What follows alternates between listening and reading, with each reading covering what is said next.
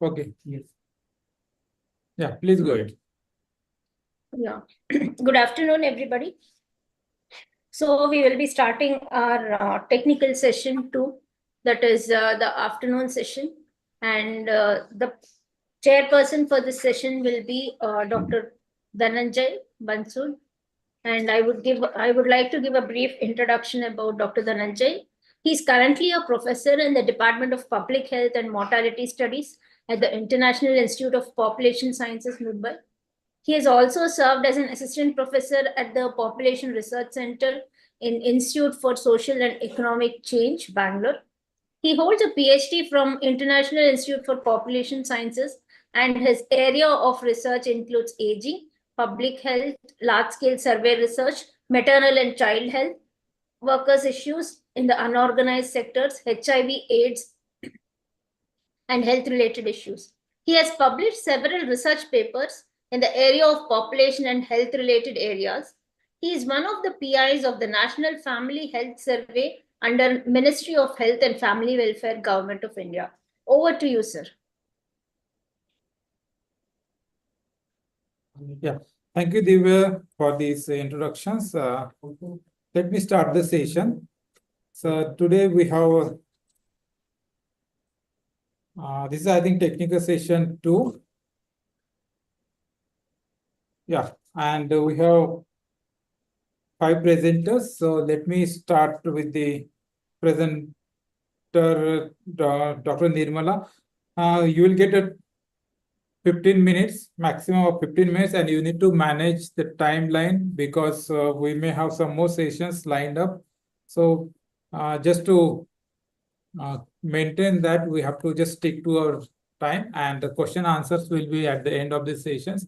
And if you have anything or anybody wants to ask questions, they can even note it down or write it down in the Q&A sections, or they can also put it in the chat box, and that will be asked once the session is over. Yeah, over to you, Dr. Nirmala. Yes, sir. Thank you, sir.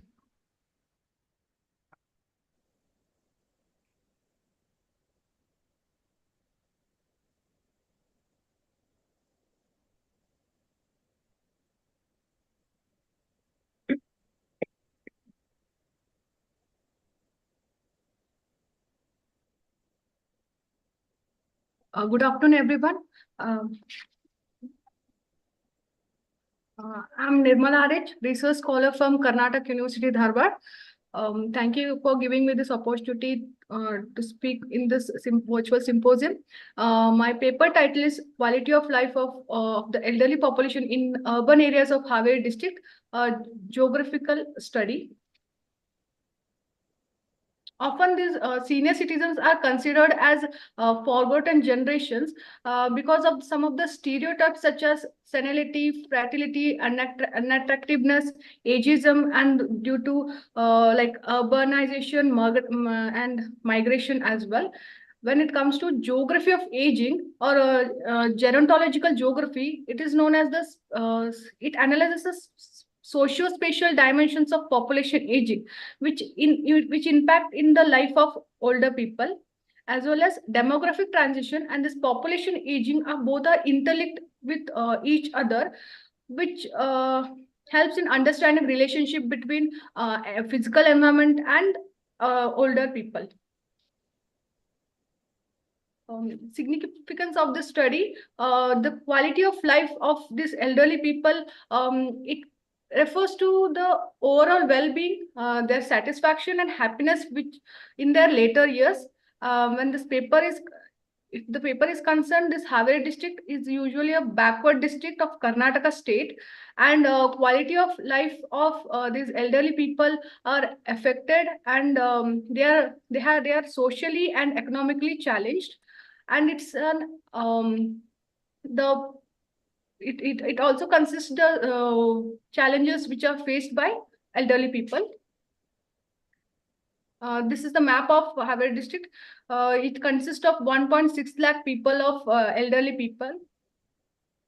Objectives of the study: to access the quality of life of elderly people in urban areas of Haveri district, to identify the key dimensions influencing quality of life, to examine the impact of socioeconomic factors on quality of life, to develop targeted intervention and policy responses.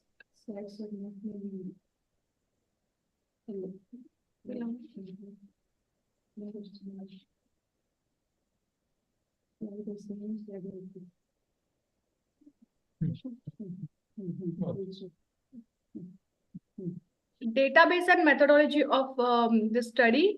Database is through primary data, questionnaire, and the sample size of the study is 204 elderly individuals, which consist 138 male adults and 166 female adults, elderly adults. Composite index is used to measure the quality of life. Also, bar graphs are used to give idea about quality of life of elderly people. This table shows the age of the respondents of elderly people in urban area, which consist 35% of 60 to 65 age group, which are major in urban area of Haveri district. This table shows about the level of education of older adults, which shows that major older adults have completed primary education, which is till 7th standard. Why? Because as they are from agricultural background, also women education is not given that much importance. Also, there are early dropouts. Due to this, they have only studied till 7th standard, which makes them as less educated. And when we come to status of occupation, there are major number of people are non-working in this district.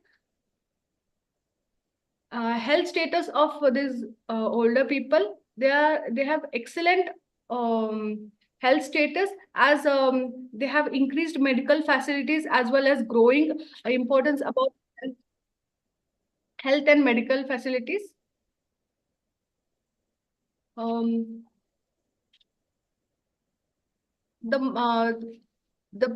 As we can see that the present graph shows about their health center visit. You usually visit monthly. When it comes to nutritious food, they intake excellent nutritious food. Sleep quality, there is good number of people who have good sleep quality. Leisure time, they majorly watch TV when they have leisure time. Social contacts, they have more number of friends, relatives, and neighbors when it comes to social contacts. Family status of the respondents, major number of elderly people live with their children, also with spouse and children. Family members take care of the elderly people very good, and it's 54.41% of elderly people have good number of family members who take care of them. Lonely or isolated, only 25% of the people feel lonely, and 75% of the people are doesn't feel lonely or isolated, because they have surrounding people who they can connect with, and they live with their grandchildren as well.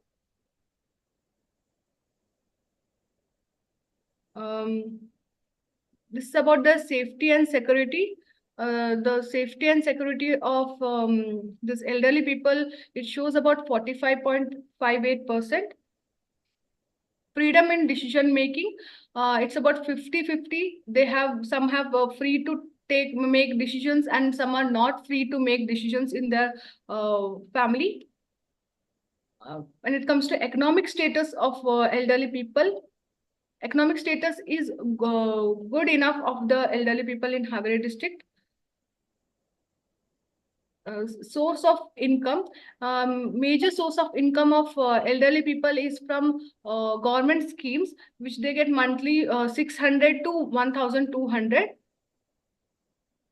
And the status of house, major people have their own house compared to rented house. And This when type of house is concerned, they have majorly Pakka houses, which is 67.64%. And when it comes to ownership of property, many people have house as well as house, farmland, and site of their own property. This one is last table, which shows digital and technology. When they have very less number of people who use mobile phone. In that, especially male older adults uses smartphone as they have more knowledge and they are well educated.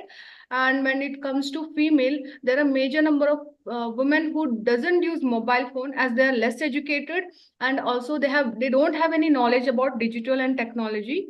And some 50-50 people uses keypad mobiles. This table shows about the composite index, which is used to measure the variables, and composite scores are given for each variables: this level of education, source income, their economic status, ownership of house, their health status, mental status, family status, care of family members, security, freedom in decision making, and digital technology. And using those all variables, the levels of quality of life of these elderly people is calculated. This present study of quantitative analysis gives the idea about level of quality of life, which is grouped into 4 levels: high level, moderate level, low level, and very low level. This table, we can see that male older adults have very high level of quality of life, whereas female older adults are in low level, as they are dependent on their children. They don't have proper education, and also they are not socially connected to outer environment. Conclusions and suggestions of the study. The study's findings underscore the complexities of these elderly people, and which are related to economic disparities, limited healthcare access, mental concerns, and loneliness. Also, quality of life is concerned. There are, as I told, male have very good high level of quality of life compared to female. When it comes to suggestion, strengthening of primary healthcare infrastructure should be implemented.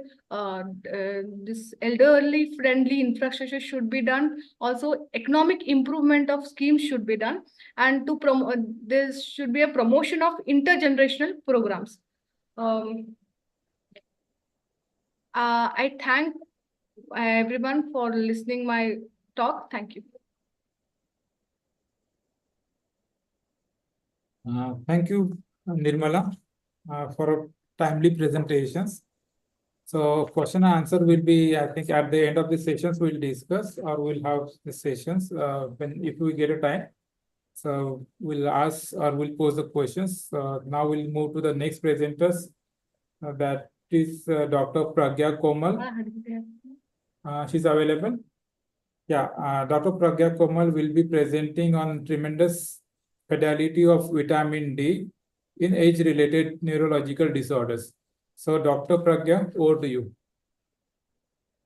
Thank you, sir, for that warm welcome.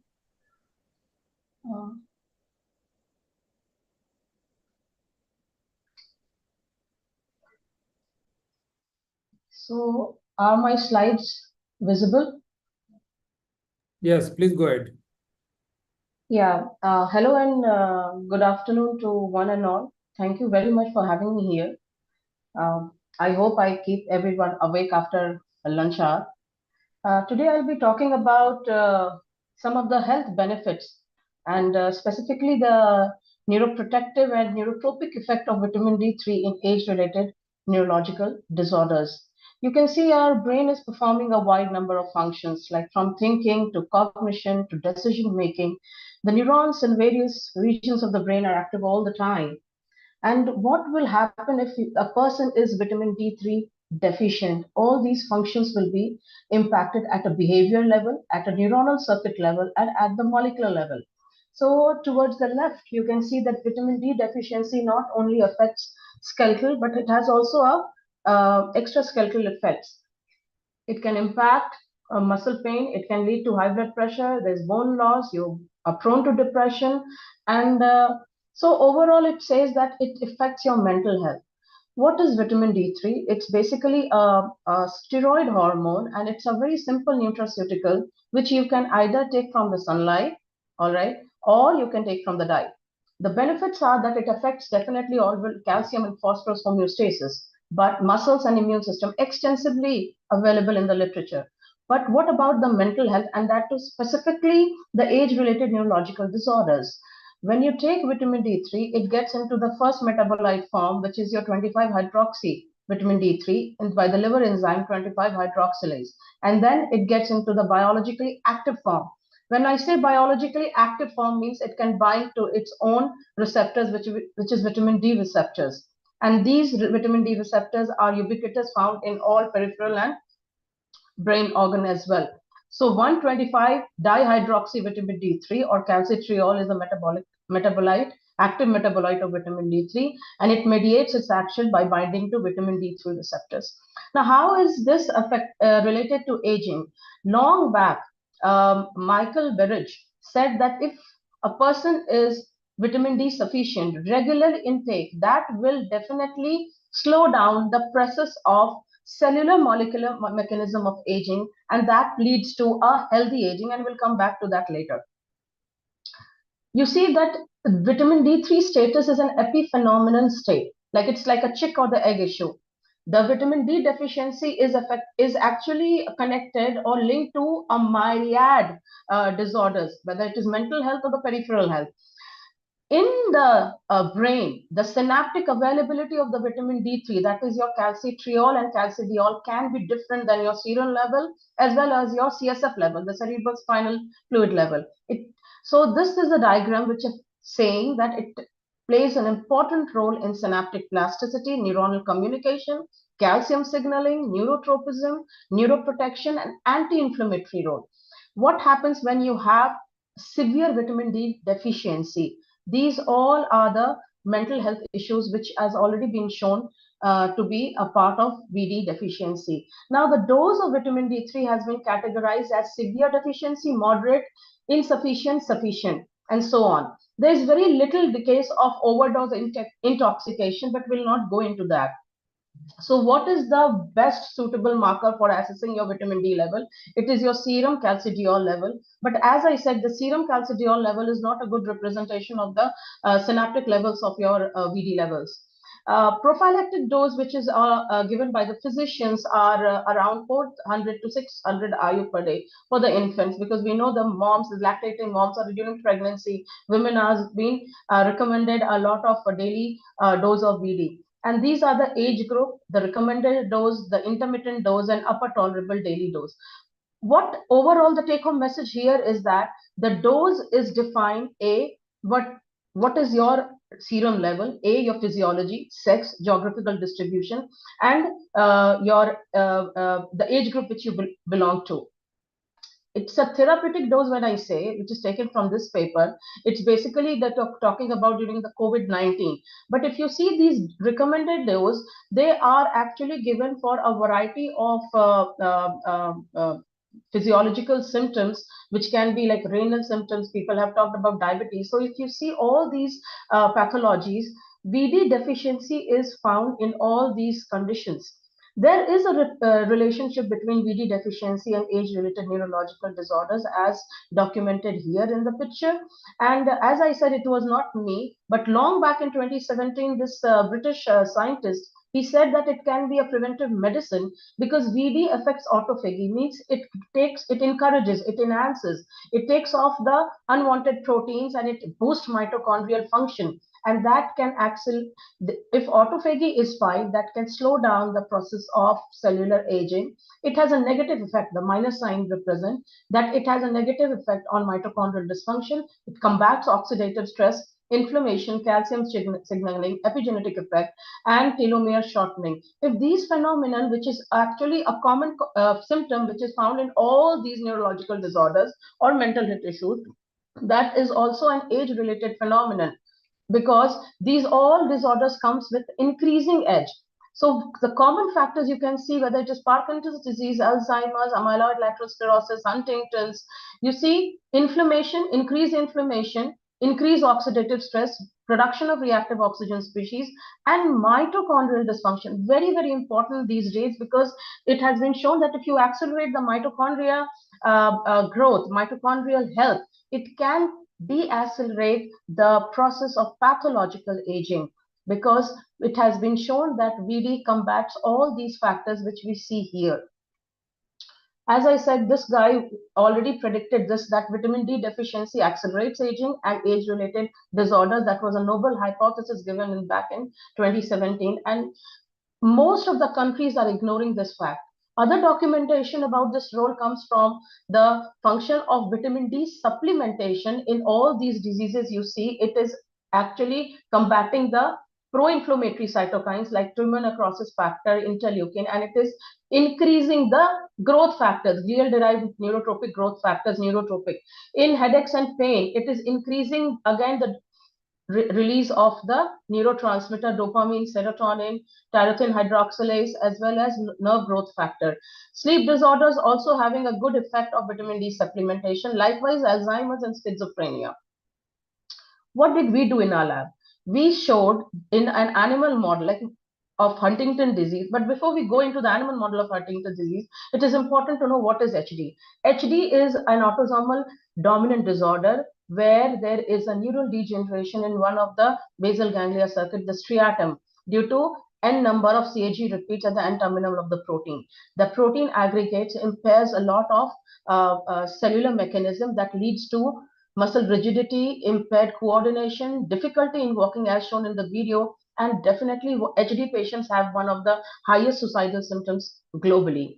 So what we did in our lab, we got 4 groups of animals. We gave 3-nitroproponic acid, which caused striatal degeneration. And then we gave to the 4th group. This is the 1st group, the 2nd, the 3rd, and the 4th.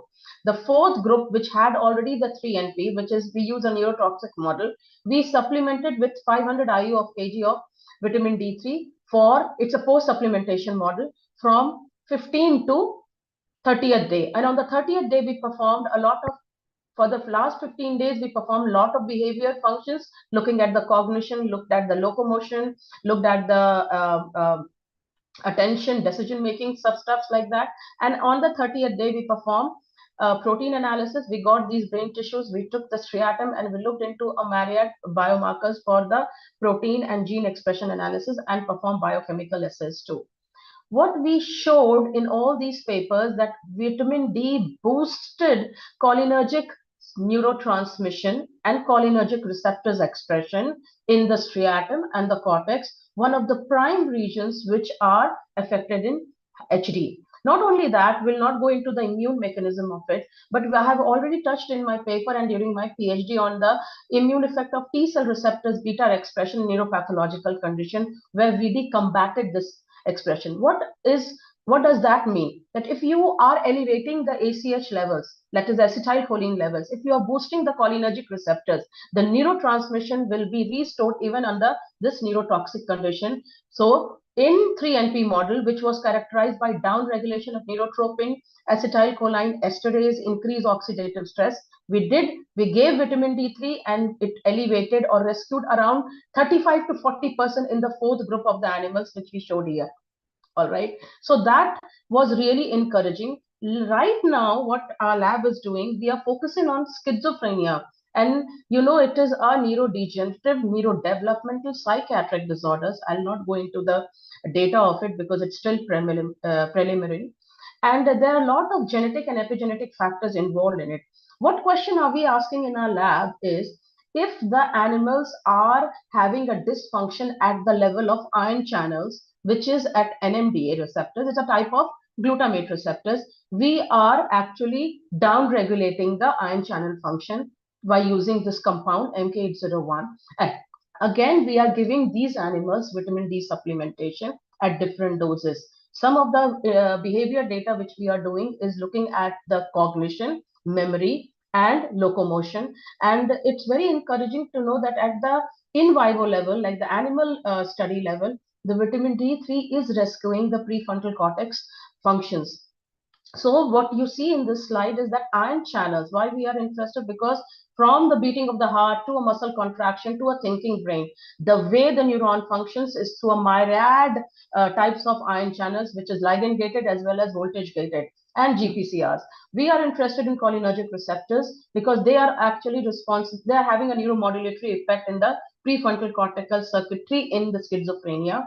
And if we intervene with vitamin D, we can actually, if we are able to rescue the function of these receptors by a tool called whole cell electrophysiology, which has been procured under DBT Builder program under my supervision in Hyderabad, we can map the activity of the neurons.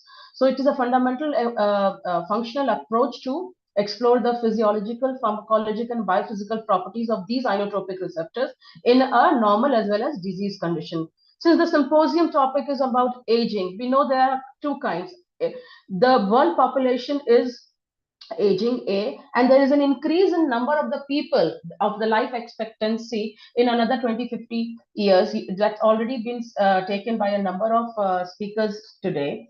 So if there is a kind of supplementation taken at a correct intervention from early life in conjugation, it cannot be a magic bullet. We are not saying that you take vitamin D and you get out of it. No, it cannot be like a remedy, but it is an important, very easily available. And if you are taking with nature, exercise, healthy, mindfulness, yoga, intermittent fasting, and taking this supplementation, it might prevent the VD deficiency, and it can have a good effect on your mental balance, cognition, attention stuffs. All right. So this public health efforts about the BD deficiency, because Asians, even they are highly sun-drenched countries, we are still BD deficient. So this needs to be promoted globally. This missing tool, if we are able to find in our lab, where we can show that through vitamin D and vitamin D3 signaling at a neuronal level, which is affecting your neurotransmission and signal transduction, it is modulating your synaptic ion channel level. We can come back to some extent, some kind of pruning which is happening in your brain, in your central nervous system. Neurological disorders cannot be treated or prevented, but it can always be lessened or slowed down by fostering the brain health. And I'm very thankful to all these funding agencies. My PhD student, she's graduated presently in Australia. Kishore has joined my lab as a postdoc from University of Hyderabad. And yeah, thank you for your attention. This is my website. If you are interested in collaboration or some more insights on VD, I'll be happy to answer your questions. Thank you so much. Yeah, thank you, Dr. Pragya, for the brief presentations and very well articulated. And it's very important to highlight the importance of vitamin D in the age-related issues. So I think there are some people are already raised their hands that we'll see once the session is over. So that we'll discuss afterwards. So now I'll request Dr. Pankaj Kumbhar to present his paper on community-based care models can lead well-being and welfare of elderly in rural area. So over to you, Dr. Pankaj. Yeah, thank you. Are my slides are visible, sir? Yes, please go ahead. Yeah. So good afternoon, everyone, and thank you very much for giving me a opportunity to share my minds on community-based care models can lead the well-being and the welfare of elderly in a rural area. Basically, just I will be talking in context of the social perspective, because since I'm from the social background, and I came across the various issues on the ground. So I thought that I'll be presenting this in terms of the conceptual framework. It's not like a primary data, but somehow I have obtained this information from the secondary source and how we can build the community care model to lead the well-being of the welfare of the elderly.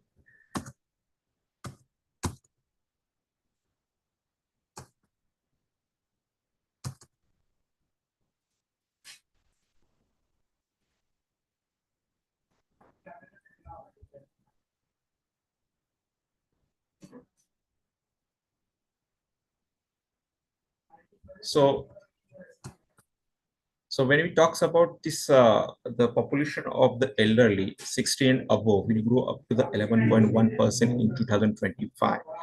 So it's a very important to have these kinds of the concerns and to give the first priority to make sure that the comprehensive well-being of the elderly will be taken care of. Because now the joint family and the nuclear family is most of the area where we have to do the concentrations where the nuclear family leading the elderly more vulnerable. So that's why it's very important to have certain kinds of the community ecosystem where the older people can get the basic needs at their own areas and the own localities. And if you see the last is predicted that in the coming decades, 2050, the elderly populations in India will reach around the 330 million. So it's very important to have these kinds of the community structure where the local stakeholders and the local institutions will come forward and to take a call on to strengthening the older welfare and the older standards. So this is a methodological part where I have obtained the secondary source of the information, and the main aim of this paper is to analyze the current situation of the elderly well-being in rural area and to understand the community-based care models, and working together approach with willpower can lead to effective well-being and welfare of the elderly in rural area.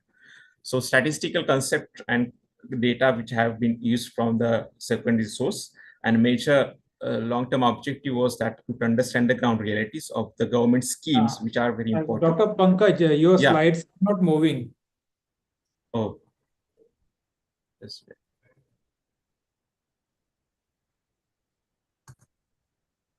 Now it's moving now, sir? No, still stable. Okay, just wait, just give me a second.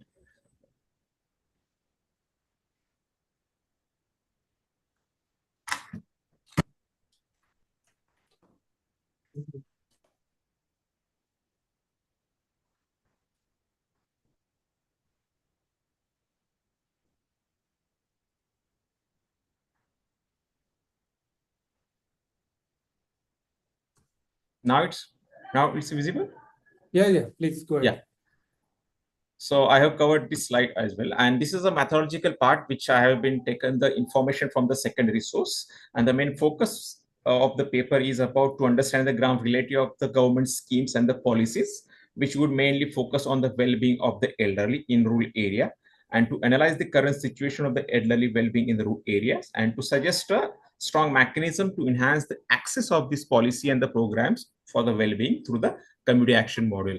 So these are the three questions which I have been raised. What is the ground realities of the status of the elderly in rural area?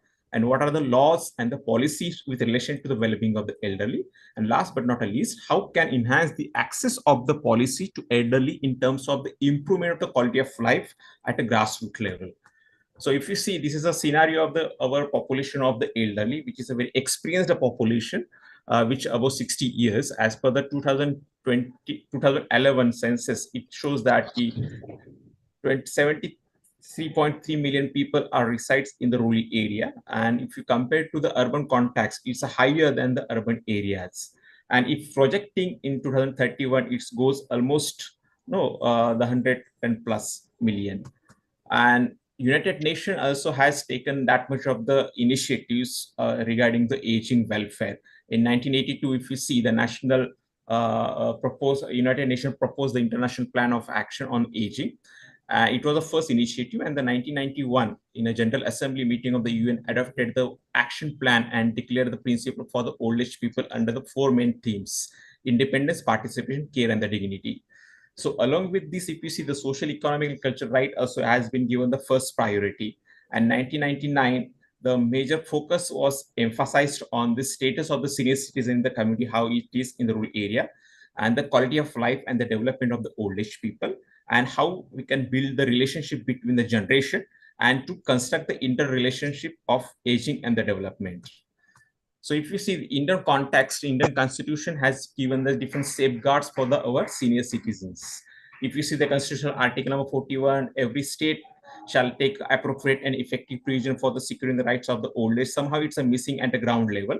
That instead of having many schemes and the many programs, but most of the senior citizens are remain without any kinds of the benefits. Article 47 is talks about the every state shall regard the raising the level of nutrition. It's very important to have the proper nutrition of the senior citizen. We have the midday meal, we have the very kinds of the nutrition component for the children at a school and the various Anganwadis, but somehow there is no specific program has been run by the government for the basically elderly population in rural area, because poverty is one of the most important issue where the rural elder people will not get that much of the nutrition food from their family. And the National Council for the Old Age Pension is about very important thing, NASPE, National Assistance Social Program, and the Maintenance of the Welfare Parents and Senior Citizen Act, which has been enacted by the government to protect the rights of the senior citizens. But somehow the awareness and the capability building among the stakeholders is lagging somewhere. So that's why all the articles are not being implementing properly because of the lack of willpower among the local institutions. And these are the welfare program. If you see, these are the three important welfare program have been divided into three dimensions: food, health, and the welfare. So National Social Assistance Program pension scheme is there, but somehow there is no ecosystem where the people will get the proper pension scheme by minimize the different kinds of the hurdles. One of the Rashtriya Vayashree Yojana, you know that it is a very important scheme where the centrally sponsored scheme, 100% sponsored by the center government, where the device supported scheme, where the artificial limb association, they will work closely with the rural area and the local self-government and to provide the different kinds of the devices free of cost, those who are the physical and disabled persons. Even ear aids and the different kinds of the wheelchairs also supposed to provide free of cost to the Grama Panchayat and different types of the institutions. So since these are the certain areas where we are lagging, and these are the certain problems of aging, social problems, health problems, and as well as financial problems. If you see, the Niti Aayog has been conducting a survey where they have found that at most 28% of the elderly are living with the children without the spouse, and 7 out of the 10 elderly persons reside in rural area, and 9% of the women elderly live alone in rural area. So it's very important to have a focus on to give the first priority to develop these kinds of the isolated and vulnerable population in such a way that we can have certain kinds of the ecosystem through the community model. And health issues, if you see, every fourth Indian over 60 years and every fifth Indian over 50 years reported having poor health. 75% of the elderly have one or more chronic diseases, and 40% of the elderly have one or other disabilities. And around 20% of the elderly in India have mental health issues. This is very important. Absence of the genetic care facilities at a PSCs in rural area is one of the main challenge. Now, there is no such kinds of the available services in the PSC and maybe community centers where elderly can get all these kinds of the services in their in 70, 80 years of the age. And financial dependency also, most of the dependency ratio is raising day by day. And 78% of the elderly population without pension. Since there's a National Social Assistance Program, Indira Gandhi and Old Age Pension Scheme, but still this pension scheme are not getting properly because of lack of the management, lack of the coordination, lack of monitoring, and documentations, verifications, documentary submission. These are the many hurdles are there. So that's why community care model can be taken care of all the issues. And 80% of the senior citizens are covered by the health insurance. So all the issues can be taken care by the community care model through the Gram Panchayat. So how we can develop this community's care, how we can transform the lives of the elderly in rural area. These are the three important areas that we need to focus. That means building the knowledge and the awareness among the stakeholders and the local institutions, where we can inspire them to look out the issues and the consequences among the elder people and make them the happy. And the program monitoring and the planning is very important to assist the local institutions in planning, startup, implementations, and monitoring of the community-based care, CBC, and community engagement and action, and components of the CC, community care program for the elderly in meaningful way. It's not only for the sake of, but somehow it has to be very important to make sure that each elder person can get all the benefits through these community models. And strengthening the community-based care, working together approach, including the Anganwadi, including the PSC, including the Gram Panchayat, including the different kinds of the association clubs, to build the community ecosystem to enhance the quality of life of the elderly in rural areas. So this is somehow the pyramid which I have thought that these are the three important dimensions that we need to impose community as a space in the community.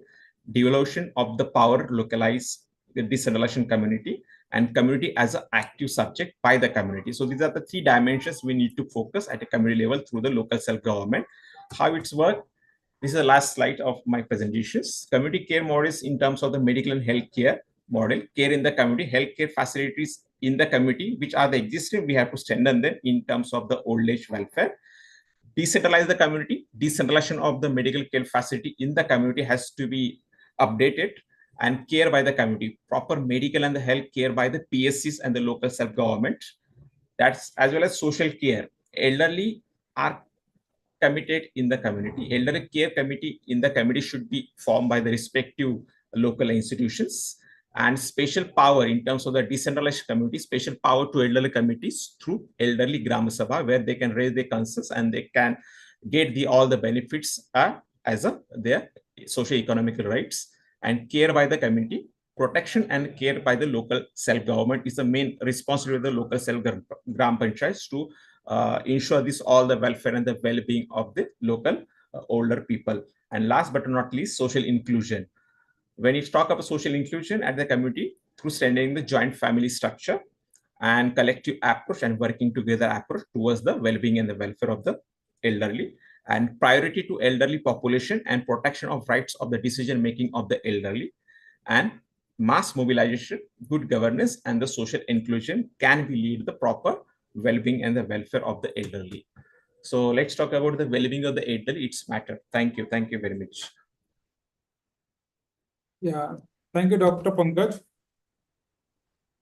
for highlighting the constitutional and the legal safeguards for the elderly and different policies and what community-based models how to work the community-based model for the well-being of the elderly. So that we'll discuss afterwards. Now let us move to the next presentations by Dr. Vandana Gupta. I think she's available. Yeah.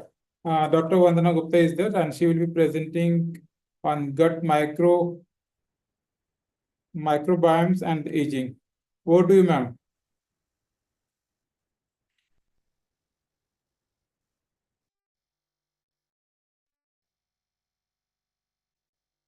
Hello. Yes, please Hello. go.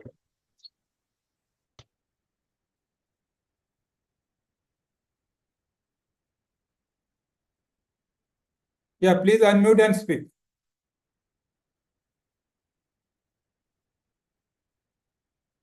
Trying to.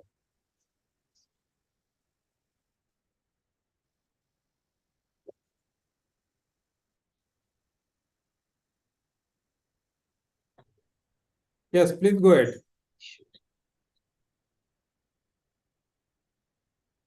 I will be presenting my slides from the laptop. Can you see myself joined by two devices? I don't see any option to. Okay, yeah, I got it. Thank you.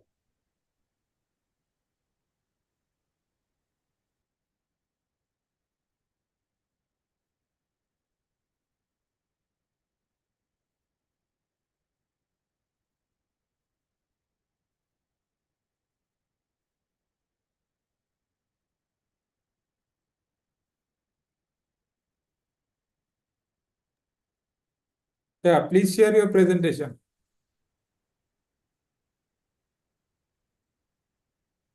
Yes, please. I'm doing so. Just a second.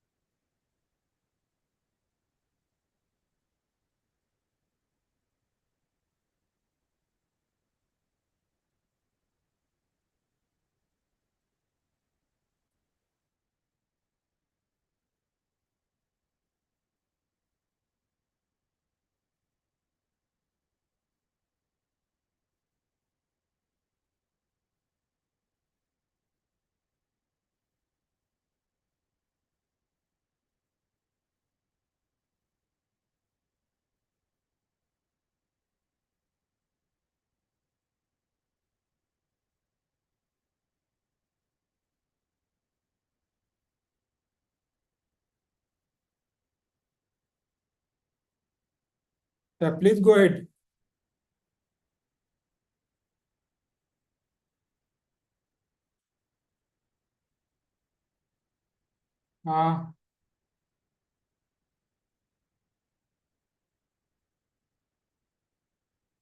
Professor Gupta, you need to unmute and speak.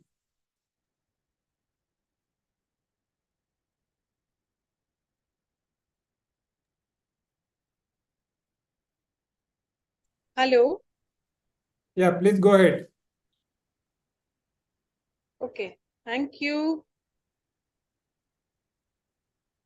I would like to thank the organizers and the chairperson of the session, Dr. Dhananjay, for giving me this opportunity to talk about the role of microorganisms, the microbiome, in healthy aging. So, the role of microorganisms or the normal microbiome that we carry on us all the time, right from the time we come on this earth, that means the time when we take birth, microbiome is always associated with us, and it actually determines a number of conditions, the health conditions, how healthy we are, what kind of diseases we are suffering from, what kind of environment we are living in. It all affects the microbiota of any human being. So is the aging. Aging is also affected by microbiome in various ways. And the role of microbiome in aging has been recognized very widely by the scientific community. As you can see, there is going to be very soon going to be a conference on skin aging challenges and the role of microbiota in it in November itself in Malta. Now, how microorganisms or how microbiota or how microbiome is actually affecting the aging is very clear from this diagram, which is being depicted here. I hope you are able to the slides that I'm presenting. My slides are visible. Yes, yes. Okay. So the gut is nowadays known as the second brain, and it has access with heart, it has access with brain, it also has access with lungs, our metabolism, and the skin. So you can see various conditions, skin conditions such as acne vulgaris, skin cancers, psoriasis, all are affected by the microbiota. And it is now very, very clear from the research papers that there is a very clear-cut association of gut microbiome with heart diseases also, such as thrombosis, atherosclerosis, and even the heart failures. Similarly, gut also affects the diseases of our nervous system, such as neurodegenerative disorders, autism, psychiatric disorders, and pneumonia.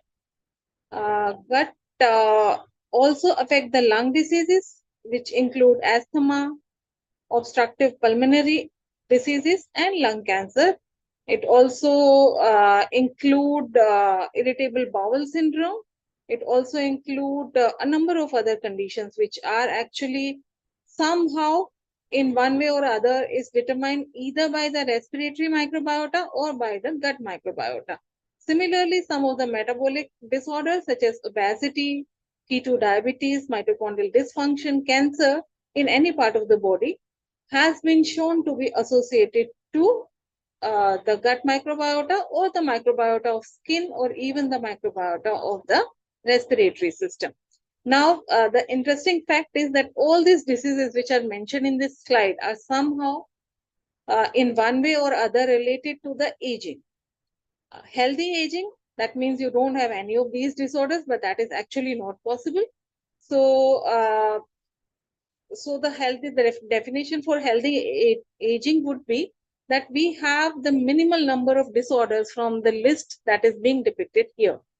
And how can we achieve that, and how microorganisms are going to affect all these diseases is basically the focus of my presentation today. So now if just we have a look at the overlap of other factors which are responsible for aging. which include the genetics of a person, the immunity of a person. It also includes what kind of drugs we are taking, the medicines we are consuming, if it includes loads of antibiotics or not, what kind of diet a person has, the geographical location where the person lives, and the amount of pollution, which can be in the form of adulterated food, which can also be in the form of any form of air pollution, water pollution, etc., and etc., which ultimately affects our microbiome. So there is a significant overlap between all these things and a complicated interaction between all these factors, and the microbiome actually determines that what kind of diseases a person is going to have as the person ages. Now, if you look at the type of microorganisms that are present in our different systems, and how this microbiota is actually affected with the age. For example, in nose, when a person ages, the streptococcus community increases. Similarly, in the mouth and throat, there is higher population of Faecalibacterium and Actinomyces. In lungs, the overall diversity of the microbiome decreases with age. In urinary tract, there is decrease in lactobacillus, which actually is a very healthy bacillus from female point of view. When you talk about the female urinary tract or the genital tract, bifidobacterium also gets reduced, and peptococcus actually increases in number. The community increases in number, which is somehow associated with unhealthy aging. Similarly, in vagina, lactobacillus population goes down. On skin, propionibacterium goes down, whereas Provitella, Rothia, and Veillonella species, they go up, their population is upregulated. Gut is a major determinant, and here the overall diversity of the gut microbiome gets reduced. You have less number of Faecalibacterium, and there is a significantly higher proportion of pathobionts, which basically are associated with some kind of diseases, such as members of Enterobacteriaceae, Streptococcaceae, and Staphylococcaceae. In centenarians, that means the people who are 100 years plus or who are approaching 100 years, the diversity again increases, and there is increase in acromentia. Though the diversity increases, but the population of microorganisms is very different from the young individuals. Now, if you compare healthy and unhealthy elders, the microbiota of healthy elders, which are not having any chronic disorders, which are living a normal lifestyle, which are living a normal life, in fact, they have lesser population of firmicutes and bifidobacterium, whereas bacteroids are increased. And so is the proteobacteria. There is higher population of proteobacteria. Centenarians, we consider them as healthy elders because they have already crossed or they have approached the age of 100, which is, of course, is a sign of very healthy aging. So they have a higher number of Clostridiaceae family members, higher number of Akkermansiaceae family members, and Bacteroideaceae family members.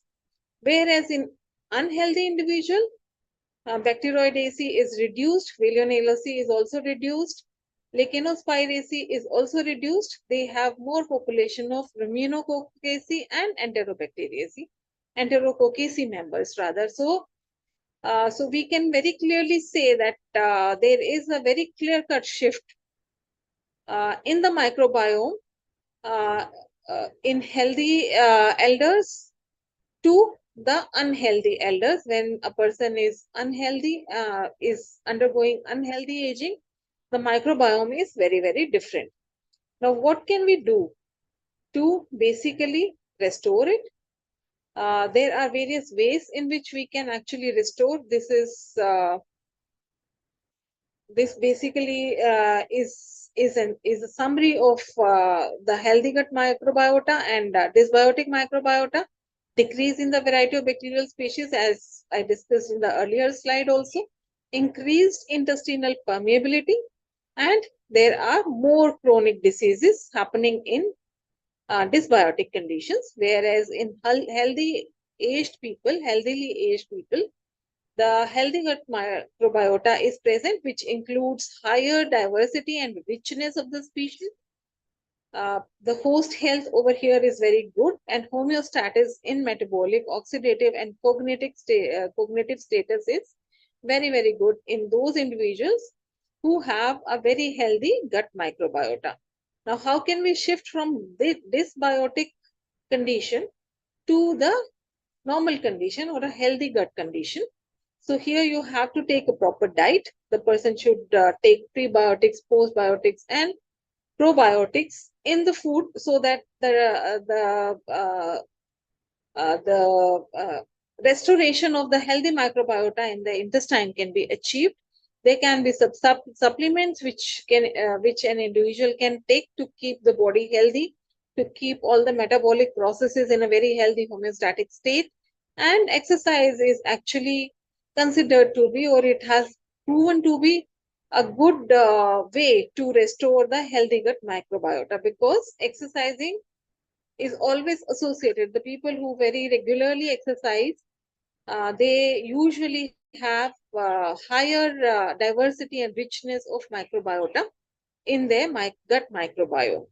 So these are the ways in which we can actually go back to healthy gut microbiota from a dysbiotic state, which will help an individual in undergoing the process of healthy aging.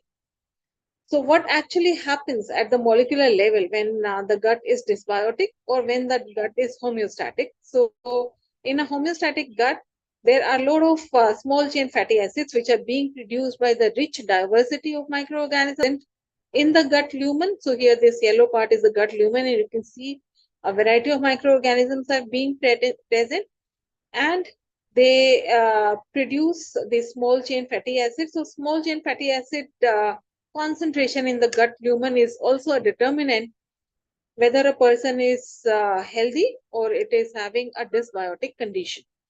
So the small chain fatty acid, it fortifies the barriers. It is it is a signal for proliferation of all the immune cells. So the person is having a healthy immune system if the gut homeostasis is good, if there is good microbiota present in the gut.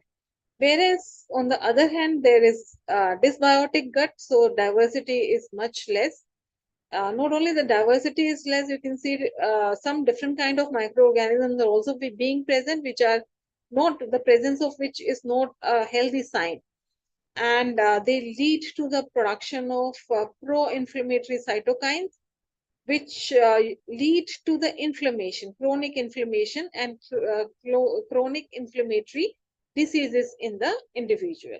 So this is what actually majorly is happening at the molecular level in any individual with a dysbiotic gut or with a normal healthy gut microbiota. So in conclusion, this is the last slide here. Aging is a physiological process which is affected by environmental, genetic, dietary factors, and chronic diseases, immunity status, physical activity. All these parameters actually affect the aging of any person. But most of these factors, they have also been found to be linked to the microbiome dysbiosis in any individual.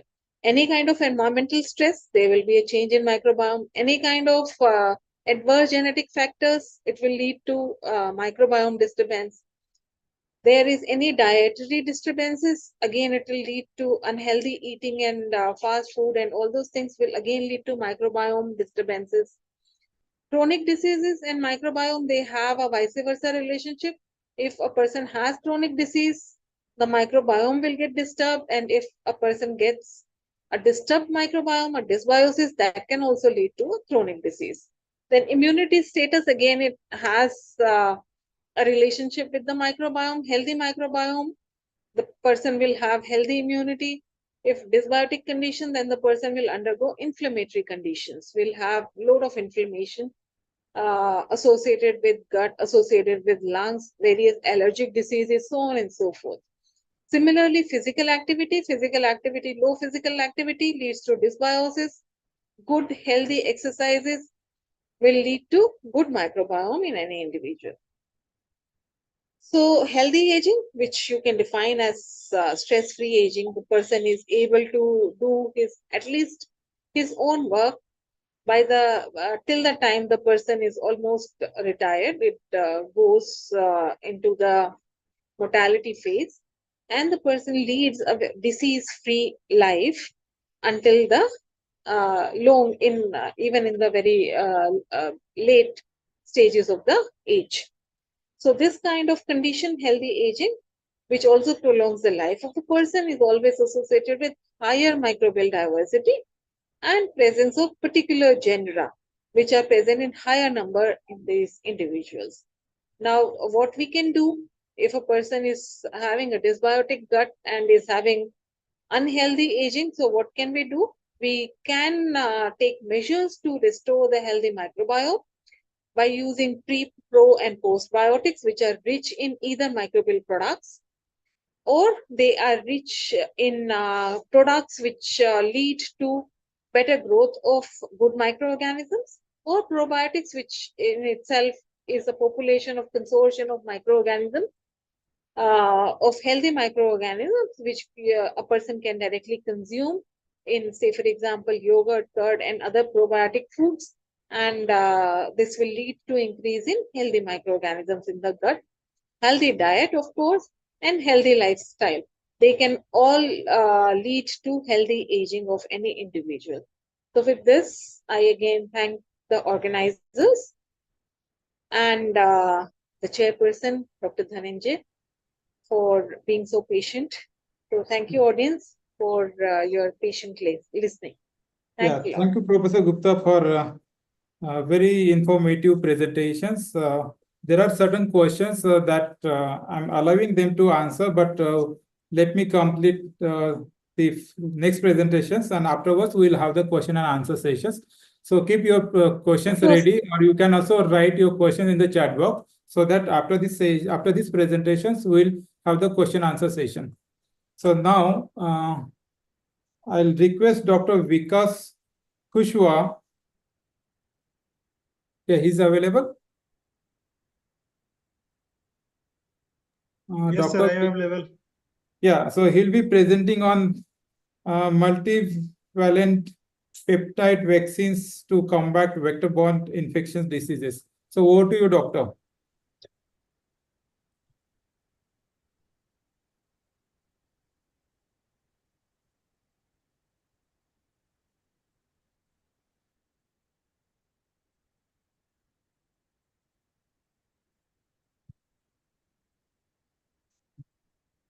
The slide is visible. Yes, please go ahead.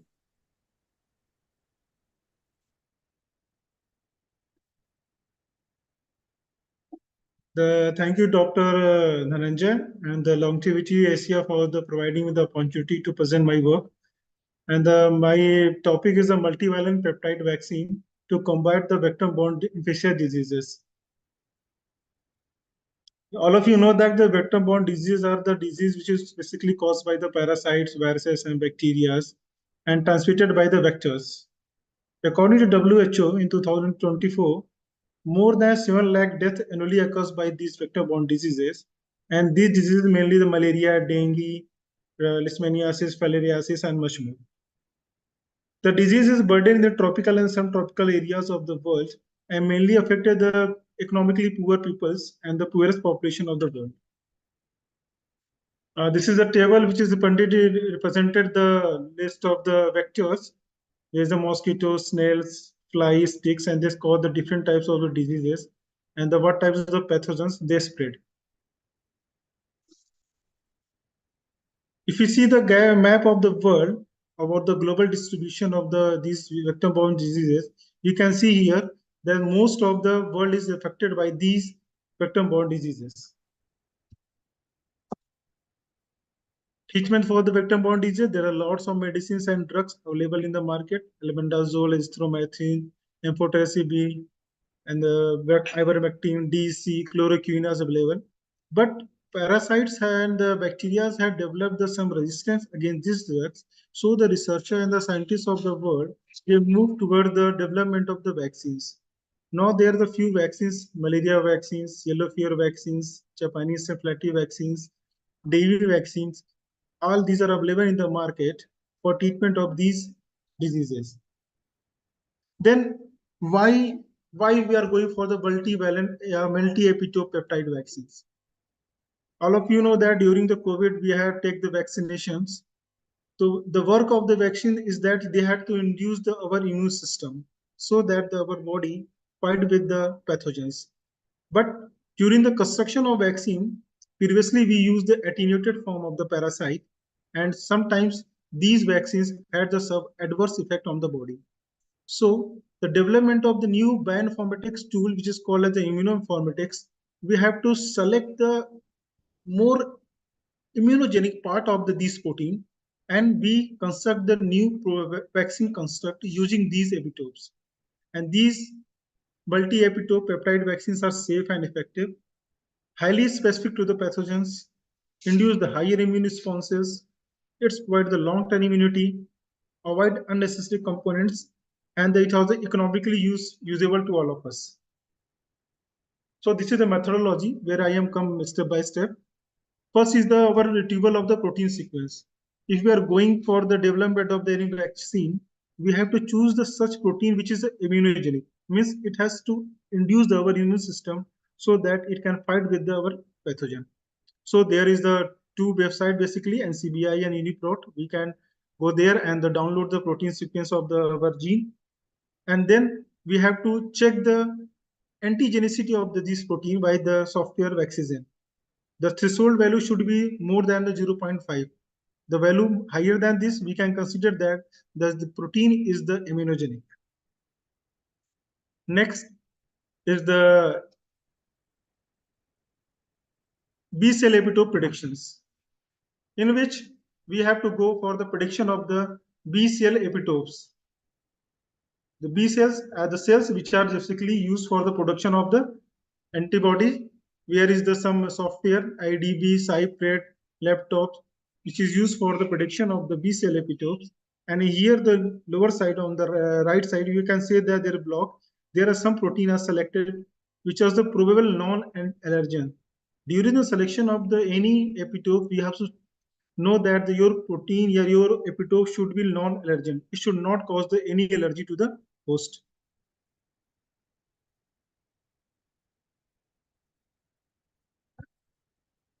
Next is the MSC1 binding cytotoxic T lymphocyte episode prediction. There is the software which is IgB and NetCTL, which is used for the prediction of the epitopes. MSC2 binding STL epitope, there is the same IDB website and the NetCTL, and the CTL pred software is available, which is used for the prediction of this STL epitope. The value should be more than the 0.5. Then here is the construction of the multi-epitope vaccine. After the prediction of the epitopes, we have to go for the construction, in which we can see here, there CTL epitope, STL epitopes, and B cell epitopes all are joined by each other through the use of the linkers. At the end of the peptide, we have added some adjuvants which help in the inducing the immunogenicity of our vaccine construct. After the construction of our vaccine construct, we go for the analyzing the immunogenicity, allergenicity, and the physiochemical property of our construct. You use the software Vaccizin for the antigenicity, Allentrop for the allergenicity, and the XPACY for the physiochemical parameters, where we can assess the molecular weight, PI value, amino acid composition, atomic composition, extinction coefficient, estimation half-life, instability index, aliphatic index, and grand average of the heteropathy. After that, we go for the structure modeling. Structural modeling of the vaccine construct. For that, we have to go for the design our secondary structure of our construct. We use the Cypred, where you can see there is some yellow color which tell that our epitope in our vaccine there is some beta strand, alpha helixes, there is some coils, there are some distorted structures. It tells us about the secondary structure of our construct. Further, we go for the prediction of 3D structure, which is used by the Raptor X. Further, after the construction of 3D structure, we go for the structure validation of the 3D structure. We use the ProSA way for the validation of a structure and use the ProCheck and the ProCheck NMR for the structure validation, where Ramachandran plot is shown by this software and the value more than 90% is said that your structure is validated and well good. After that, construction of vaccine construct, we know that when we are giving any vaccine to any host, it get bind to the receptor of the any cells. Here we perform the molecular docking, binding of our construct with the receptor. Here is the image. You can say that there is the blue color is our receptor and green color is our receptor and blue is our vaccine construct. And for that we use the software PatchDock. After molecular docking, we have to perform the ND simulation, which is to examine the molecular interaction between the ligands and the receptor. Here is the RMSD value, which tell us about the distance between the alpha carbon of the stack protein, and the RMS value, which is for the complex reducible flexibility. How much our vaccine is the flexible to get bind to our receptor.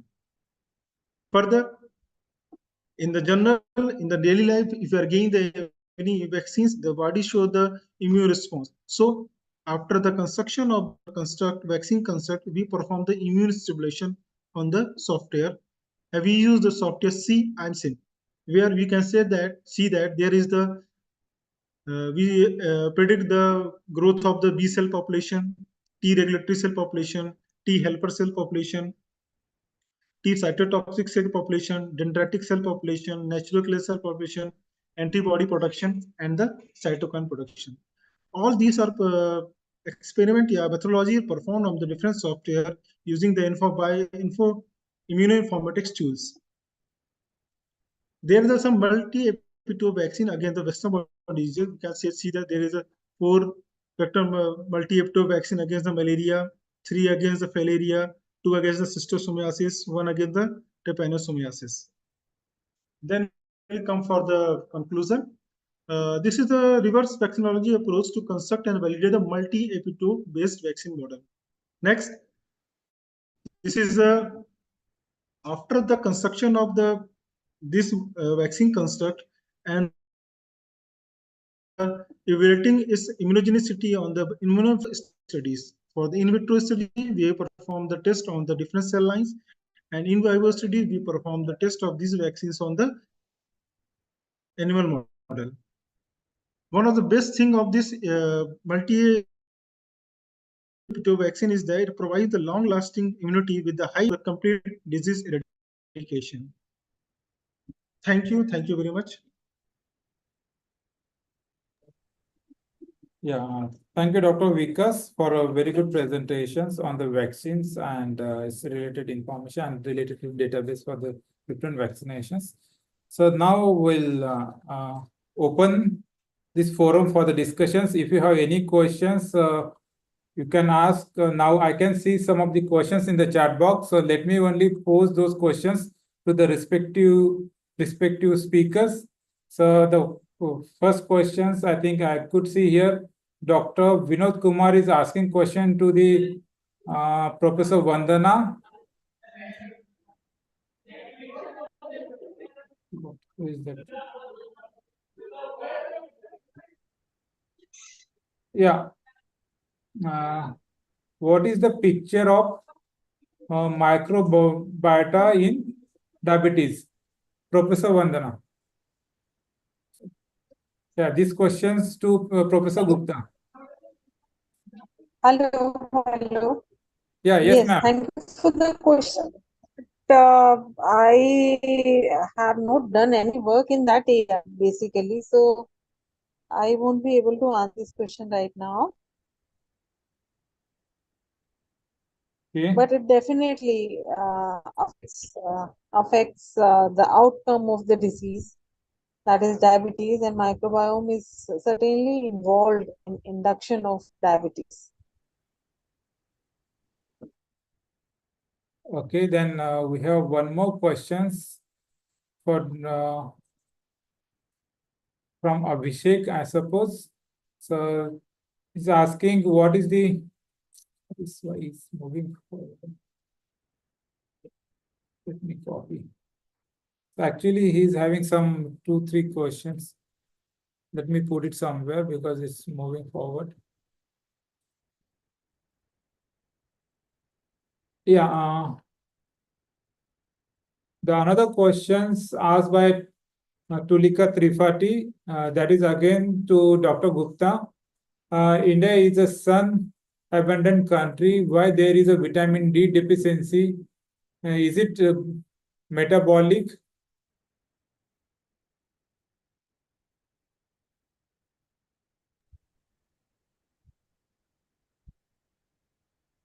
Yes, again, I don't have a very direct answer to this question. There can be various reasons. Though India is very sun-rich country, you will get a lot of sun rays here. But the thing is that we would avoid direct sunlight. People will not go into direct sunlight. So that can be one reason that even if there is a lot of sun outside, we are not getting enough of it because we have to stay under shades. Then there can be metabolic reasons also for this. Moreover, the diet also is not most of in now the trends are changing, of course, but vegetarian diet is pretty deficient in vitamin B and vitamin D. So that can also be another reason for this. Okay, thank you. And one more question by Dr. Shashanka. And anyway, he's here, so he can directly ask questions. So Dr. Shashank, you can directly pose the question. Yes, Dr. Gupta. So, a quick question. So, microbiome, obviously, very interesting topic. I was just curious. I'm sure you had seen recent news where the intake of turmeric, excessive intake of turmeric and other ashwagandha and other had impact on some of the organs. So, in that context, I was wondering if there are any current tests and recommended therapeutic opportunities using microbiome testing. I was wondering if there are any of those testings available right now. Oh, I'm so sorry, but I really haven't seen any reports related to these aspects. And it would be an interesting study to actually know if all these herbal medicines or herbal products, they have very adverse effect on microbiota or not. So if they are harmful, they somehow must be harming the microbiota also.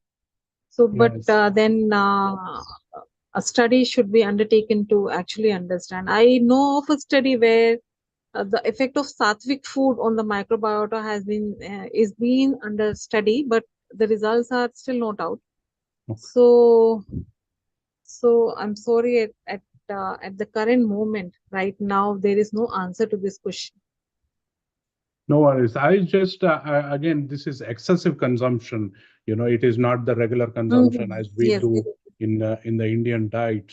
This is a consumption where people went on taking multivitamins, tens of this, tens of that. But was just curious if there are any tests or anything that can help.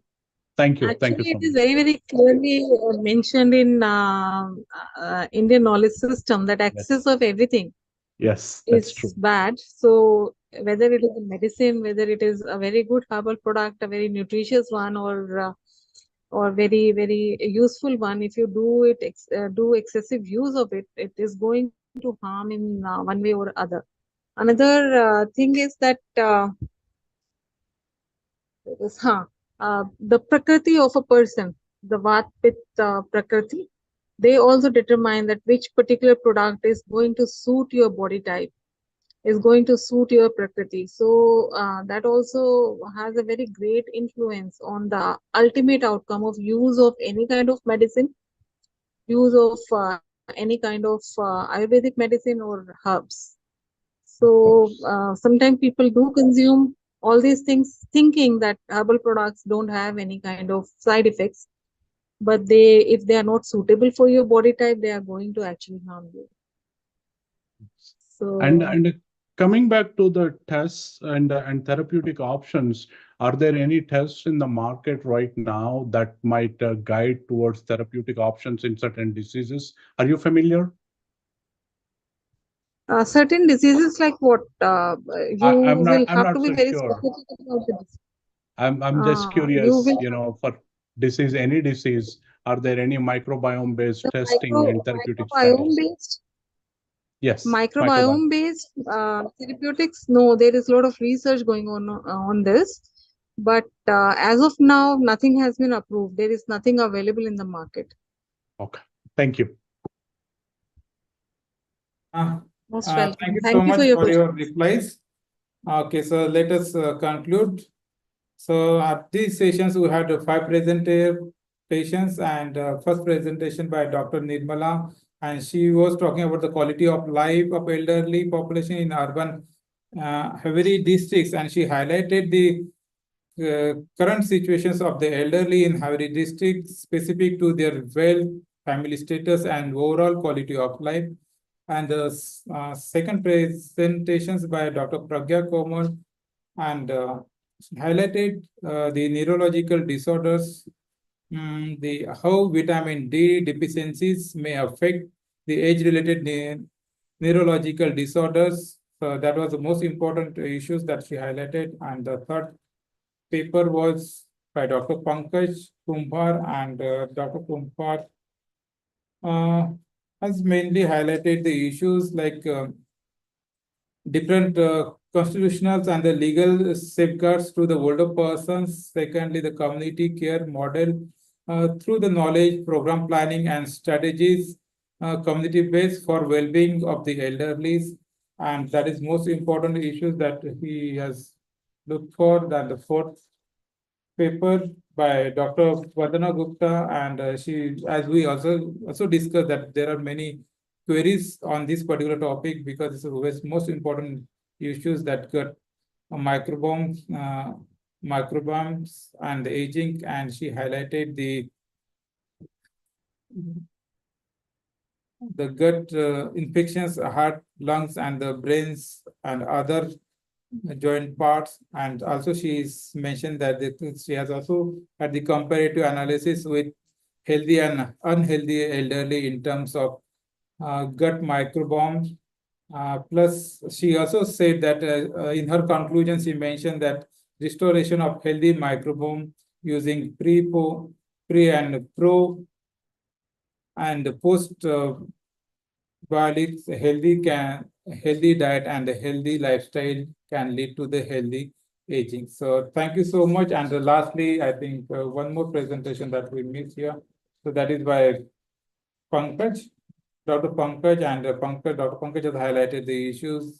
Sorry, Dr. Vikas. Yeah, Dr. Vikas has was talking about the vector-borne different vaccinations to combat the vector-borne diseases, and he highlighted and he mentioned the different types of the vaccinations and different databases for the different types of vaccination, how these vaccines can be useful to combat the vector-borne infections. So thank you so much for all your presentations. All the presentations are very, very good, very insightful, and we hope that in future also we'll have similar kind of discussions.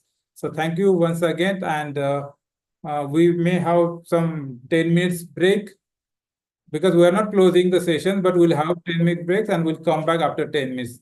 Thank you so much.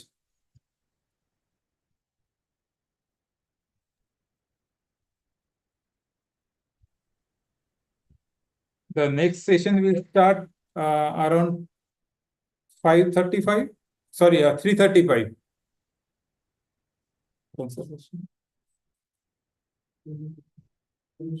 Yeah, that is a plenary session 2 on socioeconomic status and cultural diversity in aging, right? Yeah, and this session will be chaired by Dr. Shashanka Ashili. So after 10 minutes, we'll come back and we'll start our sessions. Thank you so much.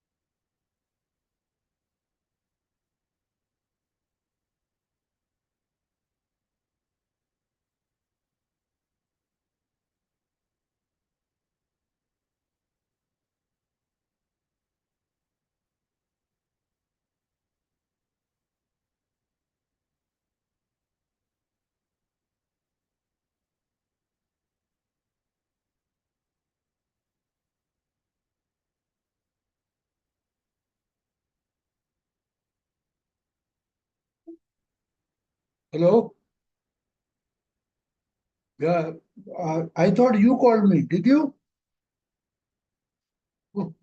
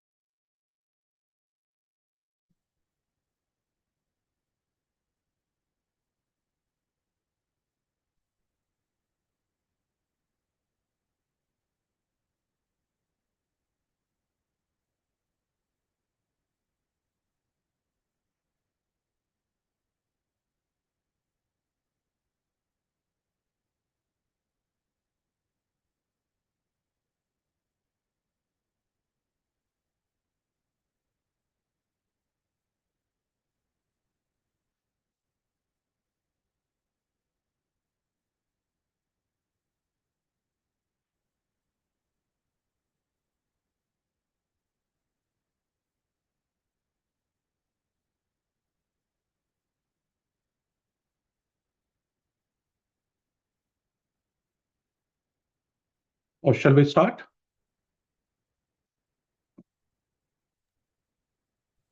Yes. Hello, everyone. Give me a minute. I need to introduce Dr. Shashi as a chairperson. Give me 1 second, guys. Yes, go ahead. Actually, that's okay. I can introduce myself. Let's be formal, sir. All right. Thank you so much, everyone. My name is Shashank Ashley. As you might have heard one of my presentation early on, I'm one of the organizer, and I am glad to have this opportunity to chair this session. And in this session, we have Dr. Pillai and Dr. Mercier, and then Dr. Vinod Kumar. Dr. Pillai is one of the foremost expert in aging research, and he worked for a long time in the longevity groups. And specifically, he is into translational side. I am excited to listen to his talk. His research focus on aging and regeneration, advancing new insights into age-related health interventions. As I mentioned, this is going to be one of the translational side of the conversation. With that, Dr. Pillai, please go ahead. Thank you very much, and hello, everyone. So first of all, thank you for inviting me to speak at this conference. I'm going to share my screen right now, and hopefully you can see it, I believe, and I will begin presentation mode. Right. So yeah, I'm a scientist. I'm a biologist, expert in the biology of aging. I've been working in this field for over 15 years. And I've also moved toward industry and created my own companies about 5 years ago. And so my interest was, of course, to turn all of my research in the biology of aging into product, because my goal is to try and find ways to either slow down or even reverse aging. And so the topic of today is skin rejuvenation, and how skin rejuvenation can be a model for basically whole body, all organs rejuvenation in the future. So this question that I typed here, can we reverse the aging process, is a question that I'm obsessed with for a very long time, almost 30 years, which is a lot for someone who is only 45. And basically, my interest is not just to try and slow down the process of aging. I mean, in the previous talks, we heard about several age-related disease and how prevention is very important to try and slow it down. And of course, I care very much about that, but I'm also very much into the possibility of actually reversing aging at different scales. And so my view of aging is that basically aging is as complex as biology itself. And so on this little graph here, you can see that, yeah, biology is extremely complex because it's made of different elements at different scale, all of which are interacting with each other, and that makes an incredibly complex network. And every single of these elements, whether it's molecular, macromolecular, organelle-like, cellular, or even at the level of organs, they all can be considered as units that can be either considered young, fully functional, or that can turn old with time, which means dysfunctional, damage in many ways. And that would be called aging. And the possibility of going backward is what we call rejuvenation, right? So there's two possible strategies against this. One is to try and slow down the aging process by prevention or protection of these specific elements. And the other is to either repair or degrade the old element to build new ones. So if you look at this at different scale, like here, there's for example, proteins that are, of course, crucial for biology in general at every aspect of it. They do get oxidized, and that's their own aging, basically. And this could be protected by antioxidants or chaperones. But it can also, since proteins work as a population, you could just degrade them, and then new one will be appearing, and the population of protein will be younger. And the same thing can be seen for mitochondria, where you can either reduce their damage or basically destroy them through mitophagy and get a younger population of mitochondria. And the same thing applies to cell as well. So the question is, can we apply this process, these ideas, on entire organs? And my research, especially in the context of BMini Biotech, was to start with skin. So there's a reason for that. There's several reasons, actually. And it sounds less important than all the diseases that have been presented until now, right? Skin seems like it's more of a beauty problem, but actually, of course, it's not, because skin is the first layer of defense against the environment. It's also connected with many other systems, including the immune system, the endocrine system, and basically it has multiple roles. So aging of the skin has consequences.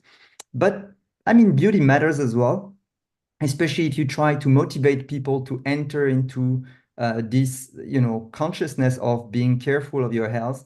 Well, sometimes the mirror is the best way to motivate you. Like, you see that you're aging, that gives you motivation to be more careful about many aspects of your lifestyle and to improve your health.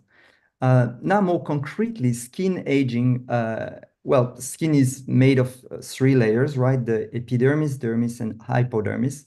And epidermis is basically just a wall to protect us from the environment. And the dermis is the part that give the texture of the skin, its elasticity, and actually it plays a major role in many different aspects. And the main cell type in the skin are fibroblasts.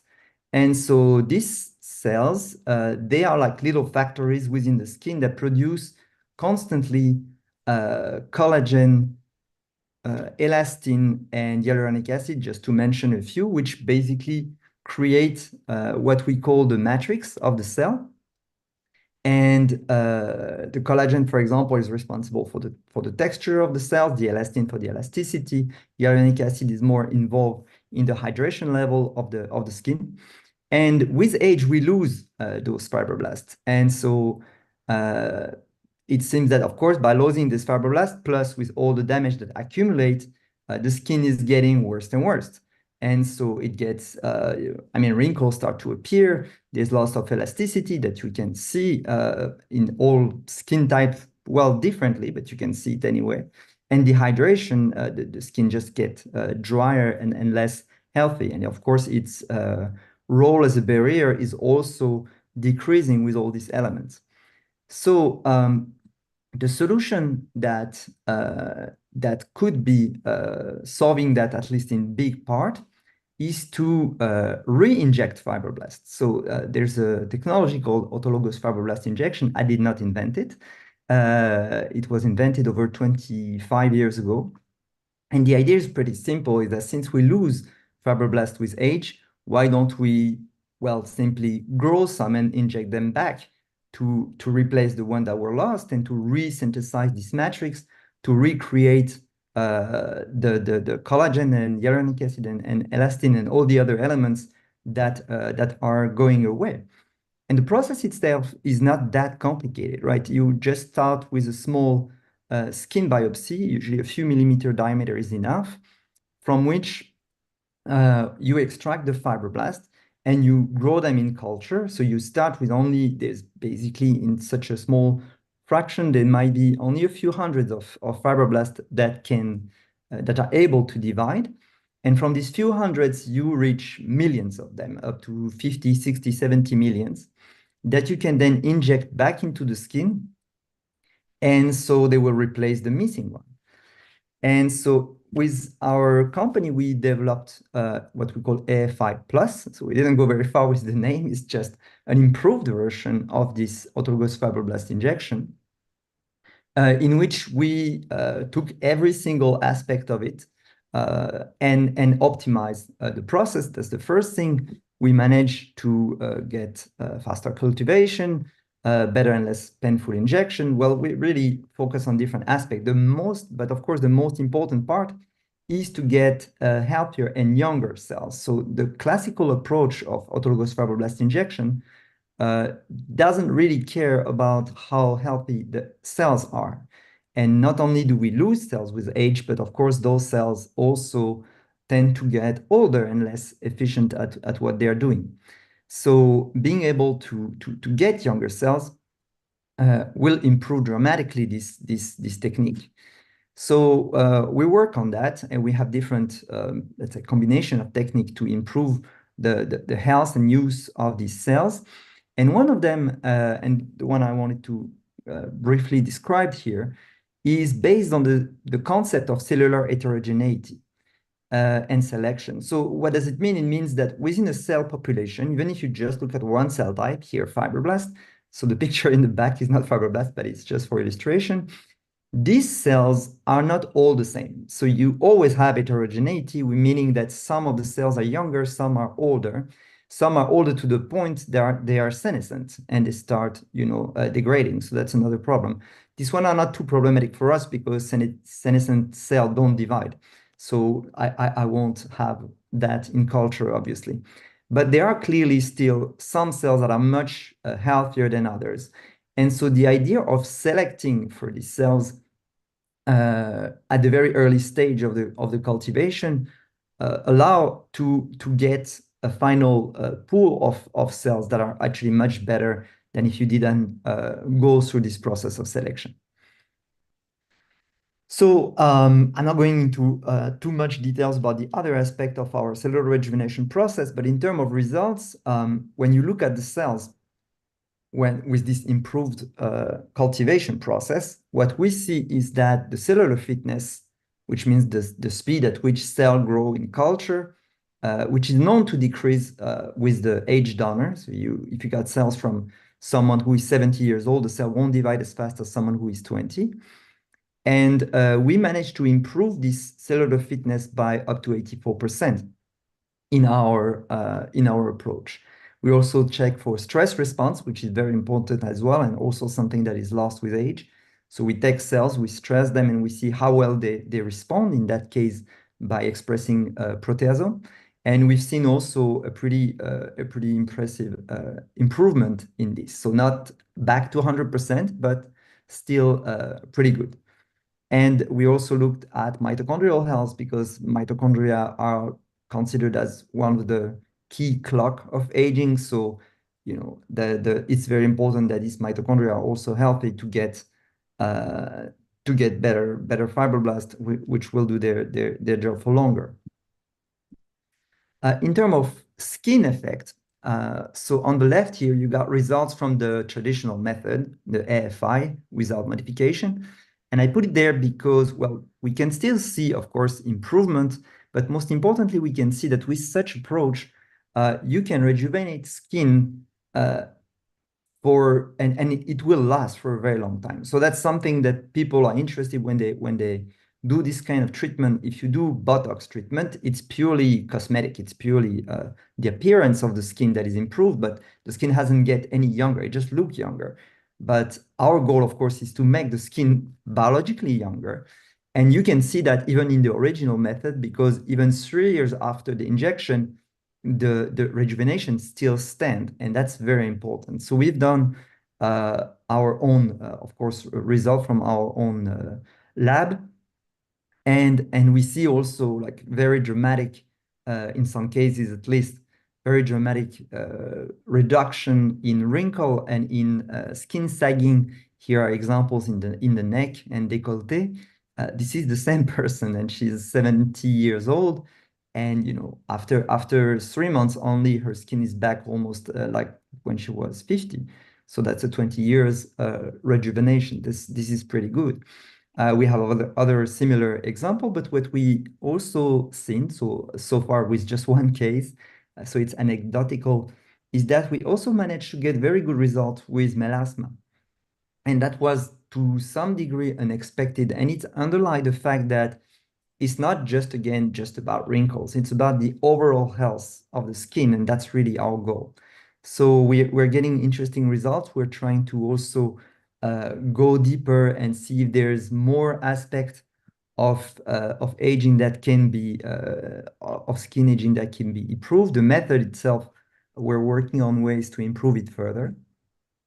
But our goal for the future is to also start looking into other cell types and trying to use this rejuvenation approach to other organs. So to do so, our first, let's say, target after skin, obviously, will be mesenchymal stem cells, eventually hemopoietic stem cells, and eventually other cell type that we are interested in. And so being able to, I mean, this stem cell treatment already exists, but we will have the possibility to improve even further the rejuvenation and the positive aspect of all this treatment.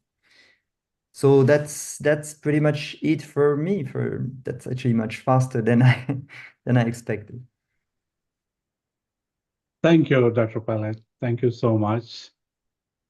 And our next speaker is Dr. Gregory Mercier. He is the head of data science unit and specializes in health economic analysis, particularly in innovations. His work focuses on healthcare utilization, patient preferences, and out-of-pocket expenses. So policy side also is touching base. Dr. Mercier, please go ahead and take over, sir.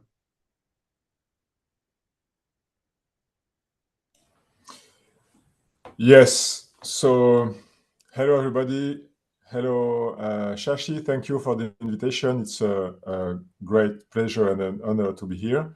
Let me share my presentation.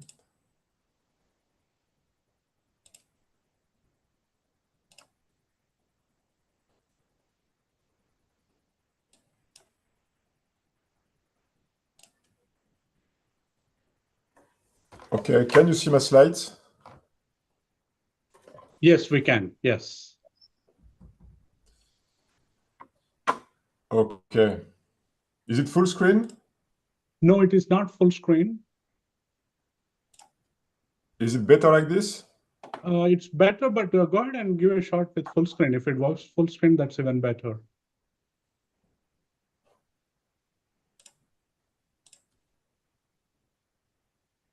Is it better now? Yeah, yeah. I think it's still the same, but that's okay. That's okay. Okay. Sorry. Okay, so thank you very much again for the invitation, and let's move from the skin with this very interesting presentation just before me to the environment. So let's change scale in a way.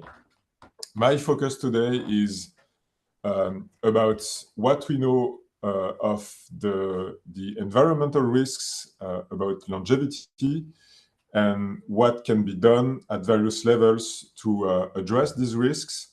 I'm working at Montpellier University Hospital in the public health department, and I'm also head of a startup company, which name is Canopy Med, working in the digital health area, to put it simply. So the first question we want to look at is actually why. It's a very simple, very basic question. Why is it so important to look at the environment, generally speaking, when we consider longevity? So if we look at this figure, which has circulated a lot, which has been sometimes criticized, and I'm aware of that. But what this very simple figure says is that if you want to improve your health, you have to be aware of the determinants of health, and specifically four groups, four areas of determinants. The first one at the bottom is healthcare, of course, access to healthcare, and the performance of the care that you receive will have an impact on your health. Second one is health behaviors, and I'm going to say a few words about it later. And then, of course, we have the physical environment with a very broad definition, including housing, which is usually thought to account for about 10% of our, let's say, general health state. And then the rest is pertaining to socioeconomic factors. And I'm not going to mention and to explore those factors further today because it's obviously depending on usually on policies at the national and sometimes at the international level. So if we start with health behaviors, and that's just a very quick reminder that there is a growing body of evidence of successful and sometimes very powerful interventions that have been proven to improve your longevity at the individual level. And again, that's just a background information for us today. So it's about diet, it's about exercising, non-smoking, not drinking alcohol, managing stress as far as possible, having fruitful social connections, and having a high quality and high quantity sleep. So that was just to remind you that we already know, in terms of individual people's health behaviors, how to improve longevity. Then second level is about healthcare. So that's around Dr. Masher, 20. Yes. Your slides are not moving. Okay. So that's obviously a problem. Let me change.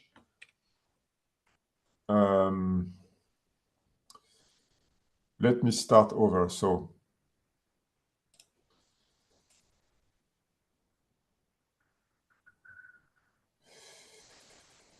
I will try a different way.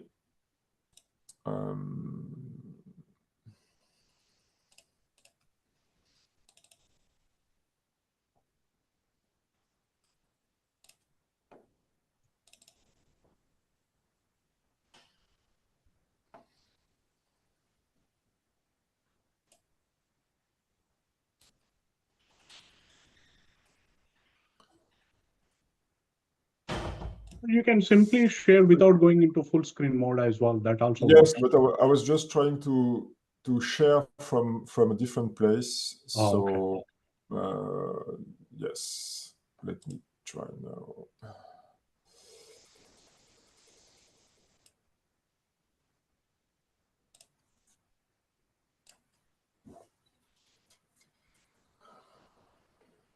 Yep. Now we can. Yes. Yes, now we can Is it see better like that? longevity level 2. Yes. Okay. Good. All right. Yes. So I was saying that level 1 was simply health behavior. Then level 2 is healthcare. So we know that healthcare accounts for 20 to 25% of health and longevity. So again, that's just a quick reminder for you, background information that we already know a lot about effective, successful interventions, which are evidence-based and recommended depending on your gender, age, and so on. And so that was just to give you a very short example of what a 45-year-old man similar to me should do in terms of preventive healthcare in order to improve one's longevity. But again, that was just background intervention. And then there is also the biomarkers of aging area, which is growing. And again, but that's not the main topic of my presentation. And you probably know better than me that there is a growing number of biomarkers which have been validated, and for few of them regulatory approved as biomarkers of aging.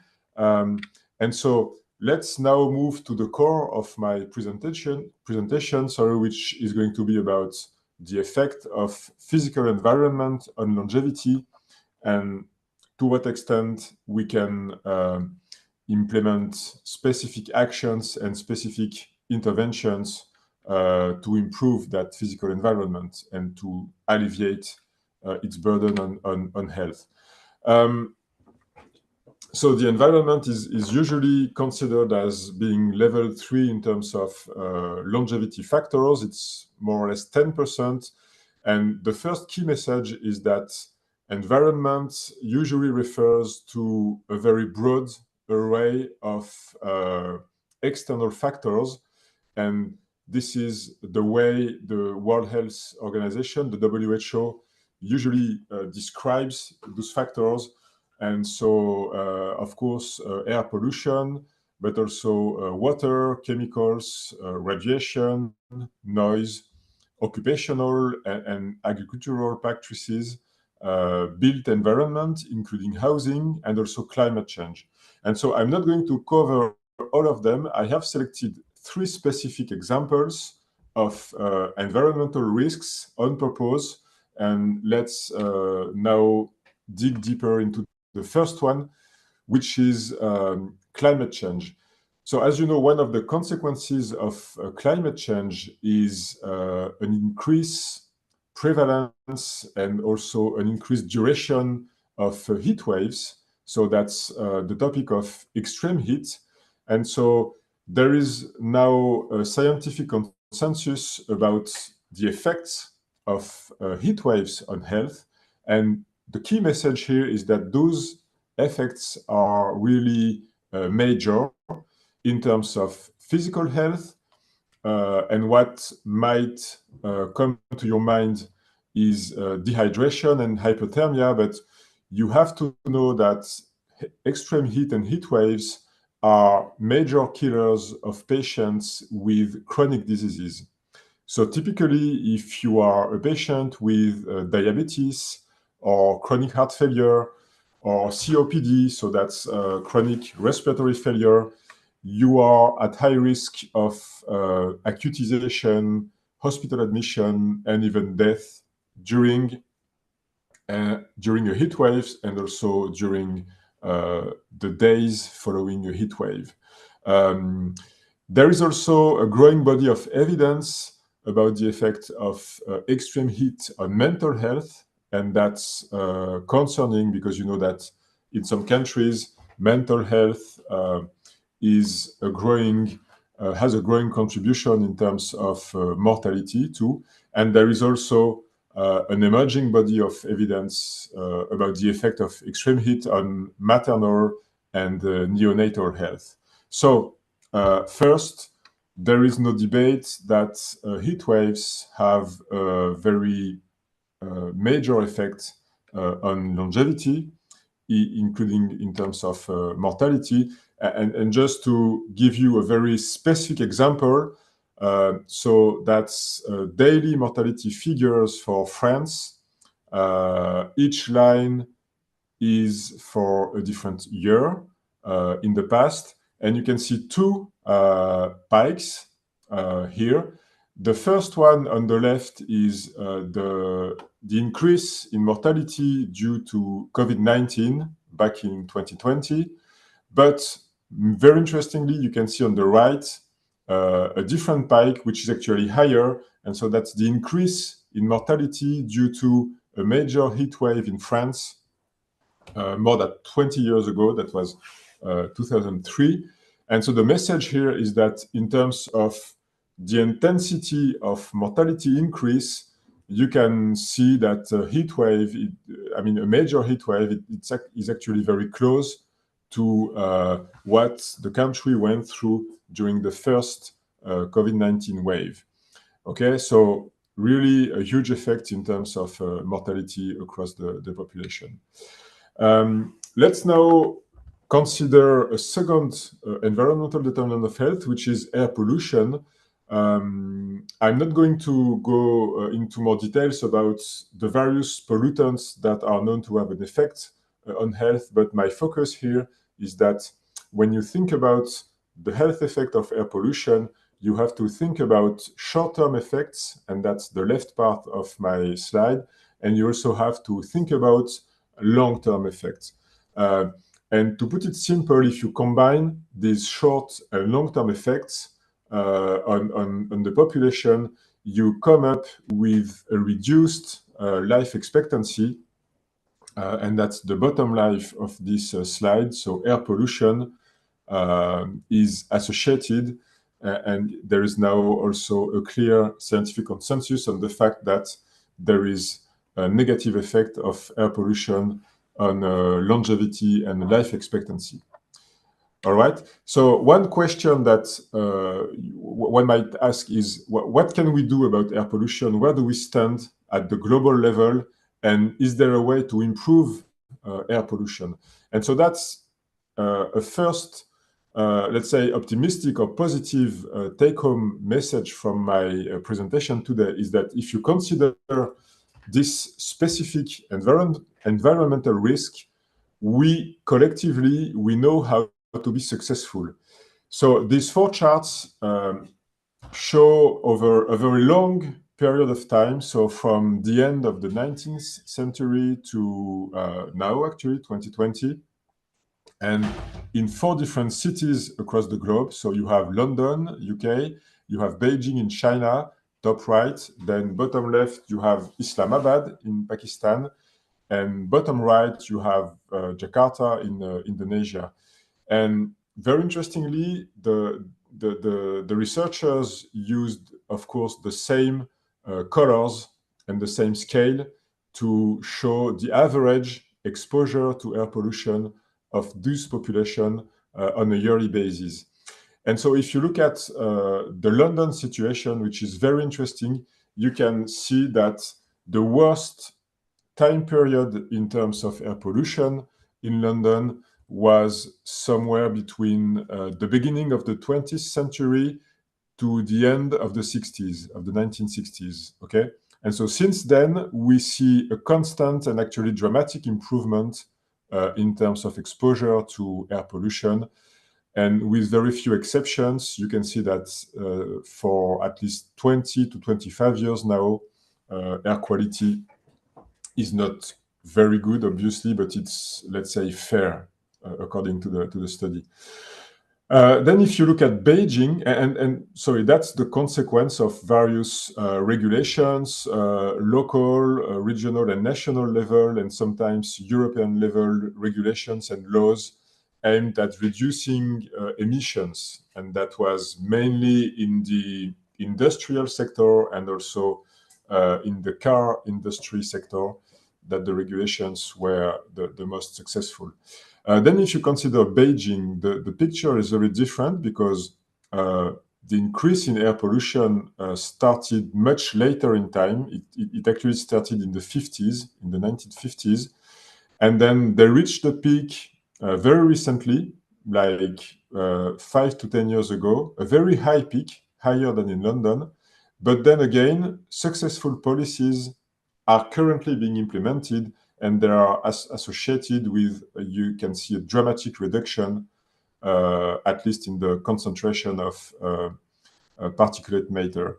So again, different country, different place, different general, let's say, environment, but still there is an array of useful policies that can be implemented.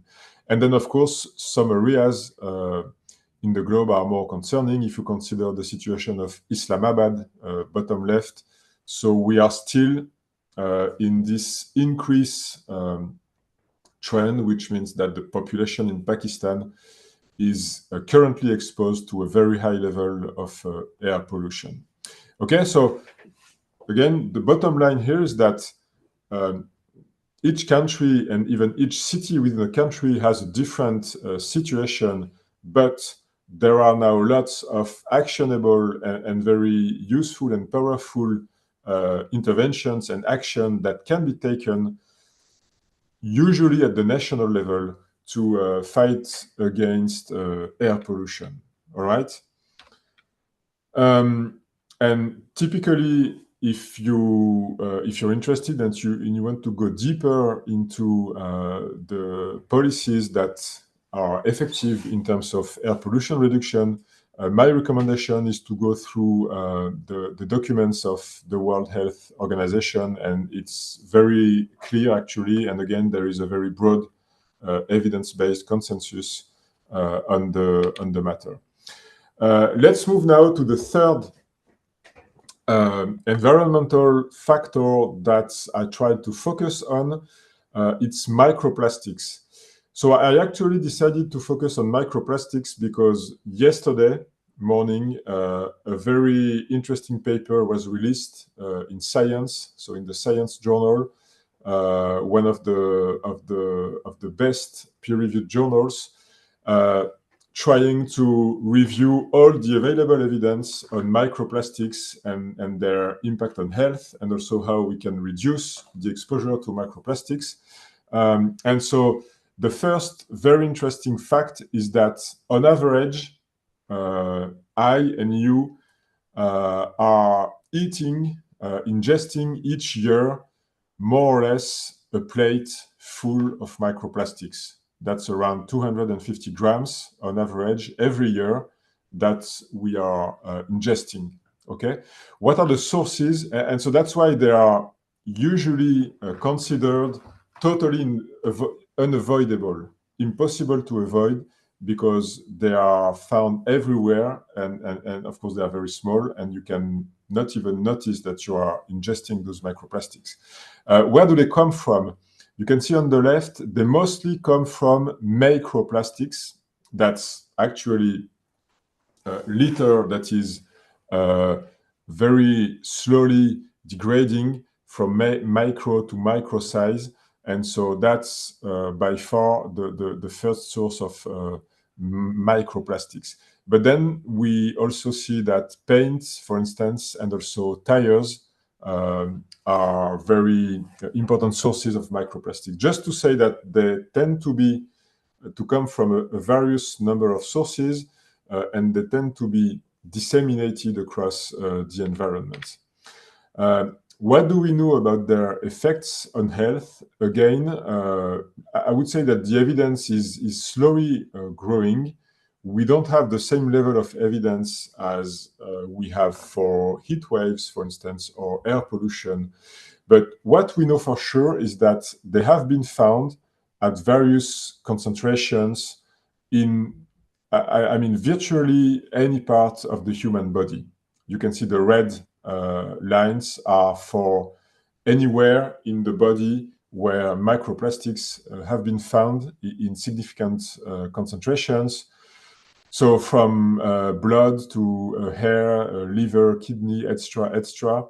And also there is an interesting description of the sources of microplastic. Of course, dietary intake is probably the most important one, but we also have to mention inhalation, and that's, for instance, the case of microplastics that are from cloth, from synthetic cloth, and also from tires that are, let's say, disseminated across the air, and so inhaled. And also there is a third, let's say, way, which is dermal absorption, because lots of microplastics are in various consumer products, such as cosmetics, etc.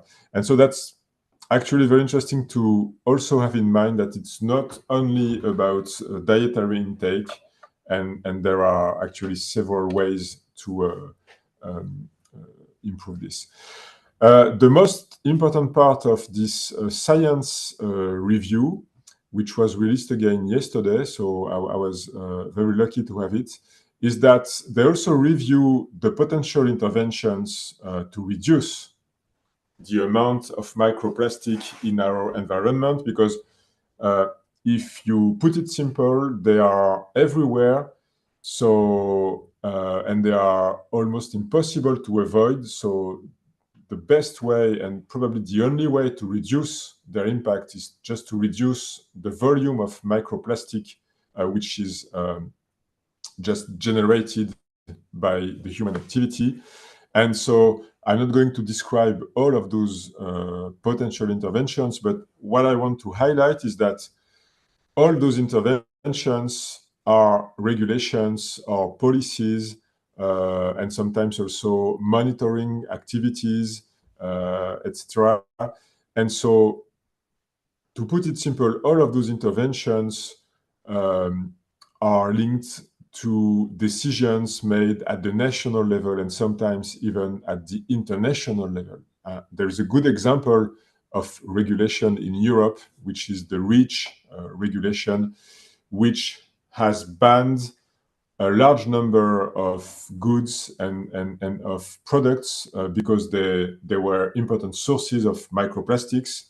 And so that's just an example. And so again, if you come back to the fact that they have huge effect on health, and if you consider that the only way to avoid them is through national or international regulations, that gives you an idea really of how it is, how difficult it is to tackle this issue of microplastic. And again, if we want to be more specific, there is now a growing body of evidence about the effect of environmental pollution, but also specifically on microplastics on health. And I went through this very interesting paper, which is trying to explain why we see in lots of developed countries an increased prevalence in terms of early onset cancers. So that's cancer diagnosed at an early age. And so you can see very alarming, very dramatic increases. That's American figures. For instance, biliary tract cancers, they increase by almost 8% at an annual percentage change rate. So that's really huge. And one of the causes, of those early onset cancers are, you can see, microplastics. So there is now a really hard consensus on that, but also environmental pollution and also, of course, other more, let's say, standard factors. So just to say that even if you focus on a specific epidemiological trend that we can see now in the US and to a lesser extent in Europe, it's probably at least partly explained by the increase in terms of our exposure to microplastics. Some take-home messages, and that's going to be my last slide, to state actually very, very simple and very basic facts, but I think you have to keep them in mind if you're in the longevity area.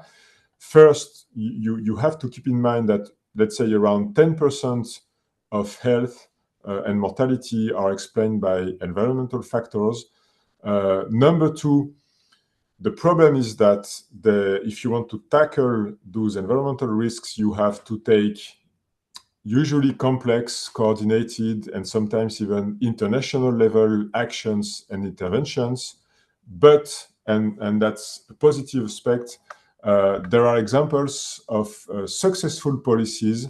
And typically, if you consider the air pollution situation, specifically in Europe, and to a lesser extent in China now, there is obviously, there has been dramatic progress made over time. And then, of course, if you consider heat waves and so climate change and also microplastics, it's obviously even more challenging because you have to think of innovative regulations and also coordinations action at the global level. All right. So that was it. Thank you very much again. And let me know if you have any questions. I will be happy to answer. Thank you very much. Thank you, Dr. Gregory Mastrier. It was very, very interesting presentation, especially on the microplastics and the nanoplastics. Thank you so much for your insight. Our next speaker is Professor Vinod Kumar. He is a retired professor from AIIMS, All India Institute of Medical Sciences, and spent his lifetime in aging, conversations in aging, and we are looking forward to your insights, sir. Please go ahead.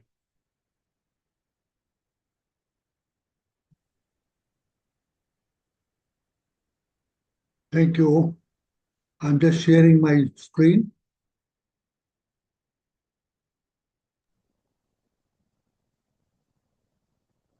My slides visible? Yes, sir, it is. Okay. Well, in the topic that is mentioned here, I would try and deal with the role of happiness and paradoxically some stresses which promote our health and longevity. I would presume nobody would question the role of happiness in health and longevity. But for stresses, there is something paradoxical which I would like to discuss. And my next, my slide is not moving. So let me just try again.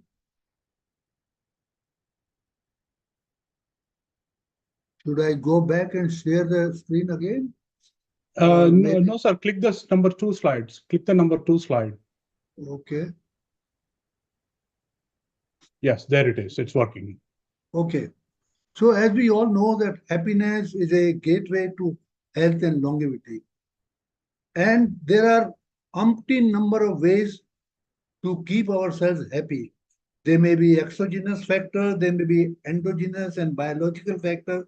So I have no reason at this stage to go through the whole gamut of reasons by which we become happy or remain happy. But I have picked up one of the biological factors which promote happiness, and they also promote longevity. And this is in terms of hormones and neurotransmitters. And these are linked with our life so intricately that they influence our physical, emotional, cognitive, spiritual, and social health.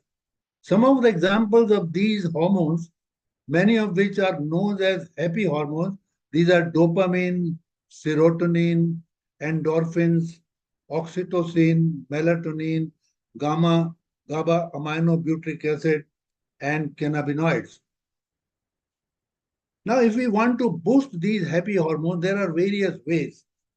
Very briefly, I would say doing physical exercise or eating healthy foods, a number of healthy foods like bananas or nuts or eggs, cheese, dairy products, and many other things, having a good and full sleep, or even having a body massage or having practicing laughter or consuming probiotics, they all lead to the production of happy hormones in our body. And these hormones are not one to one. There may be more than one hormone being stimulated by a particular physical health behavior. And rightly so, some of these happy hormones are available in market also. The examples are dopamine agonist, oxytocin, melatonin, cannabinoid. They are easily available in market for various reasons, if not for producing these happy hormones, but some of them are prescribed for this purpose also. Now, the second thing I would like to say that these hormones are not only associated with physical health behavior, they are intricately associated with our emotional health behaviors also. There is some overlap, however. For example, I have listed here few emotional behaviors: happiness, satisfaction, relationship, resilience, and positive emotions. And these hormones, either one of them or more than one of them, they are associated with these emotional behaviors. And in fact, many of these hormones marketed as drugs, which increase the above substances indirectly or directly, and therefore they are used for treatment of negative emotions.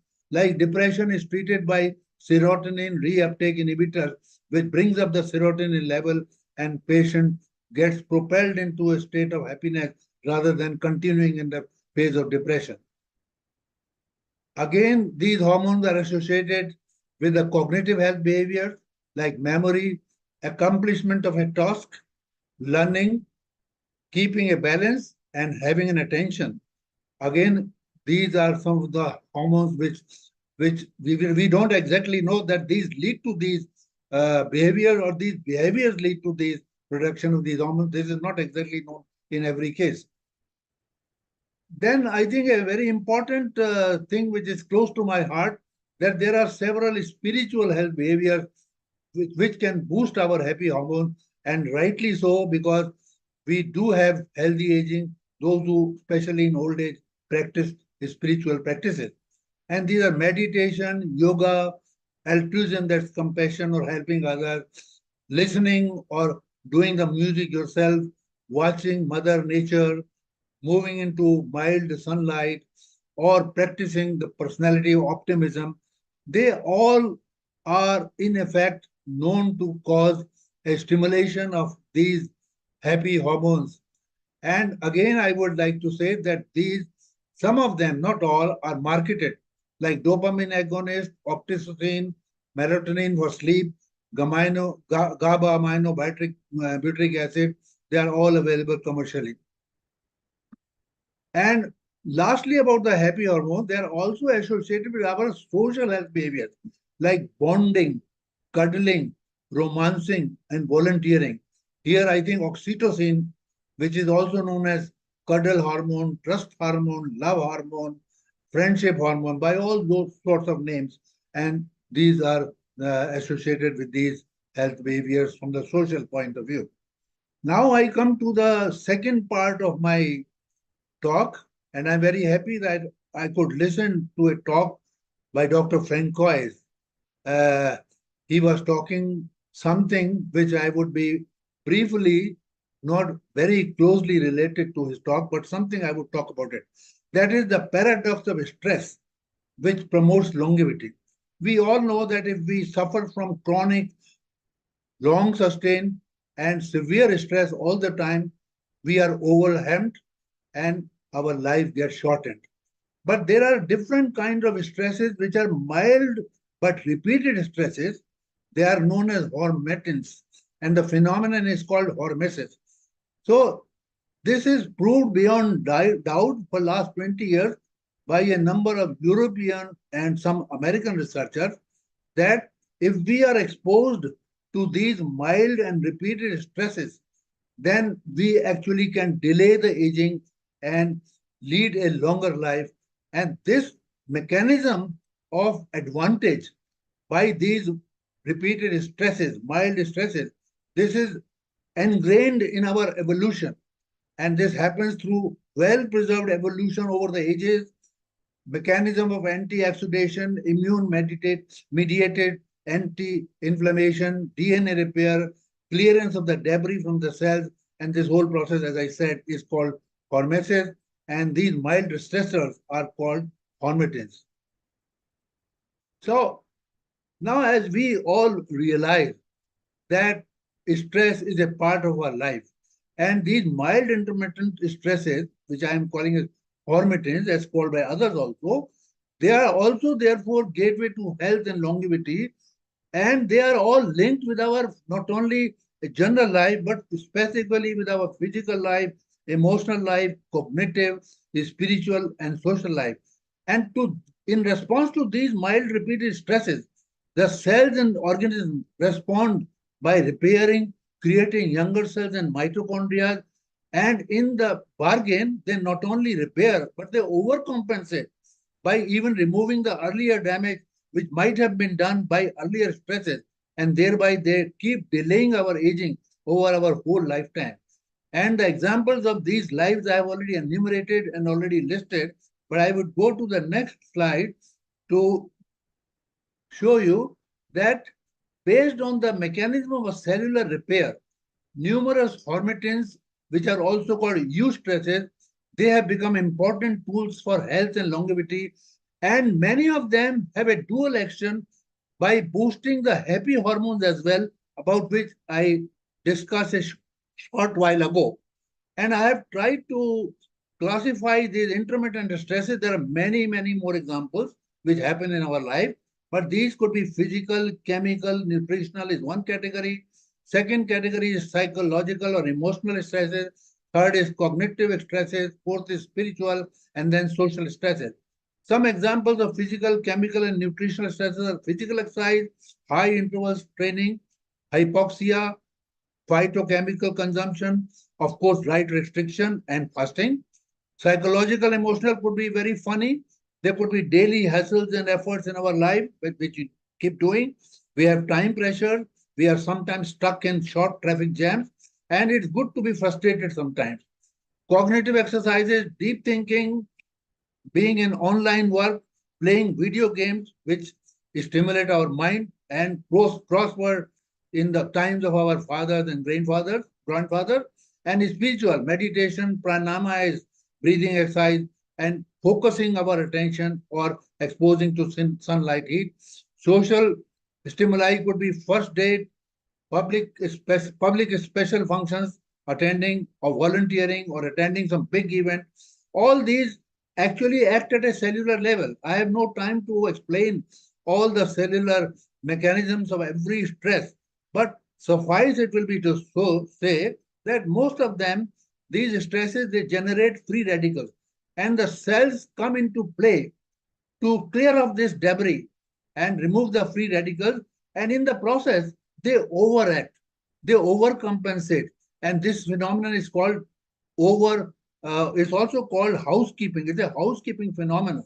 And that is what it keeps us going.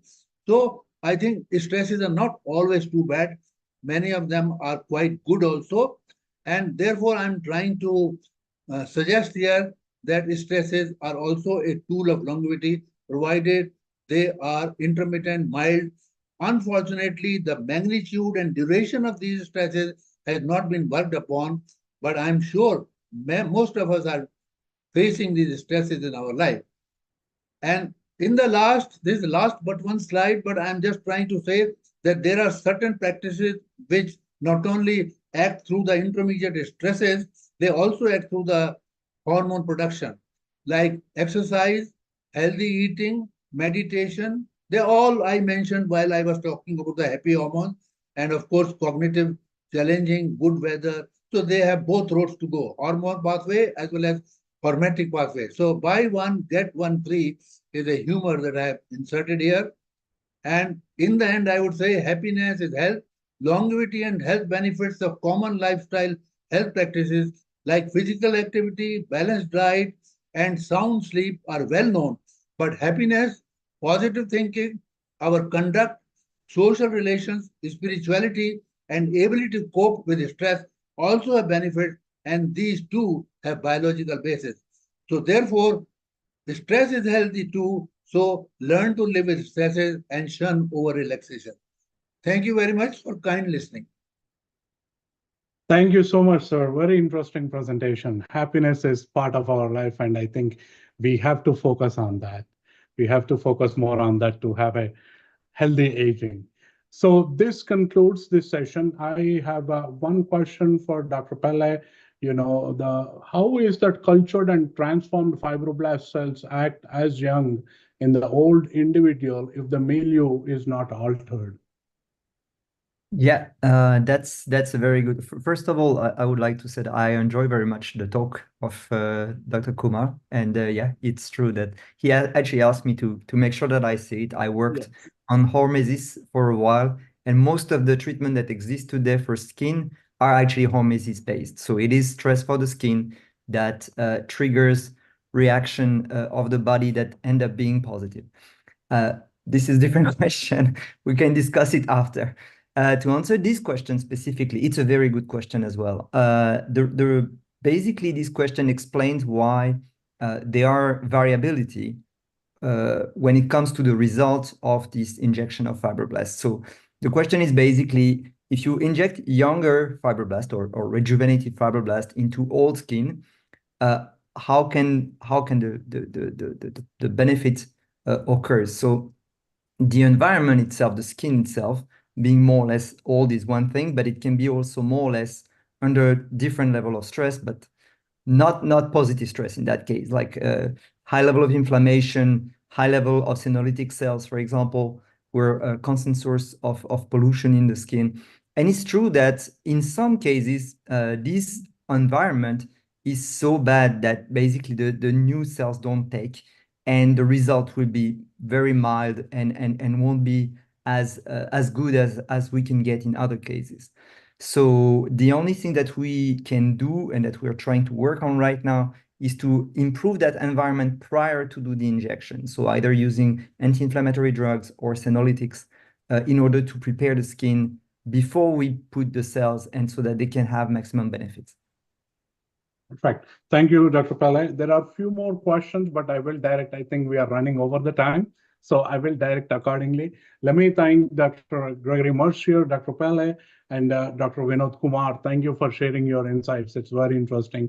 And I will direct these questions. I will send an email and follow up with you guys on these questions.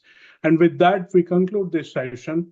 The next session is, we are canceling the break as we have to move time. The next session is going to be chaired by Dr. Nikhil Gandasi. So as many of you heard his talk this morning, very interesting talk. Dr. Gandasi is an assistant professor in developmental biology and genetics, focusing on cell metabolism and disorders related to cellular function, contributing to the understanding of metabolic diseases. Dr. Gandasi. Thank you so much. Thanks for Please, a kind introduction and also allowing me to start the session. So the first presenter is Dr. Sri Sanyal.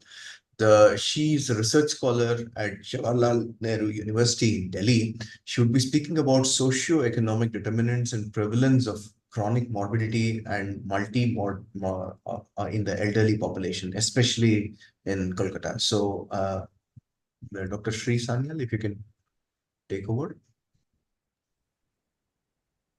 Good afternoon, everyone. Am I audible? Yes, you're audible. So try to present the slides. Just a second. Is it visible? Yes, it is visible. If you can go on to the presentation mode.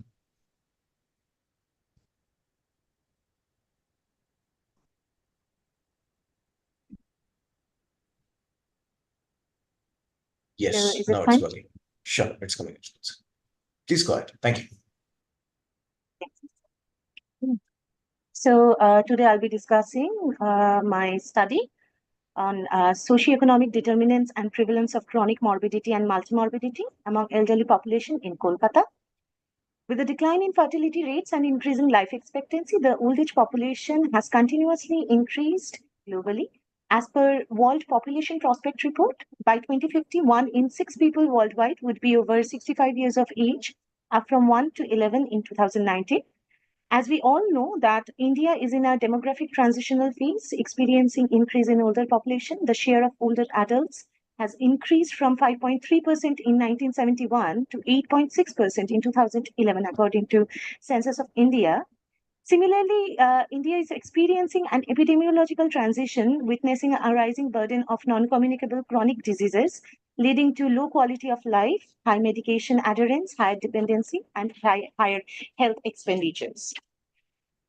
Healthy aging can be defined as a continuous process of optimizing opportunities to maintain and improve physical and mental health, independence, and quality of life throughout the life course.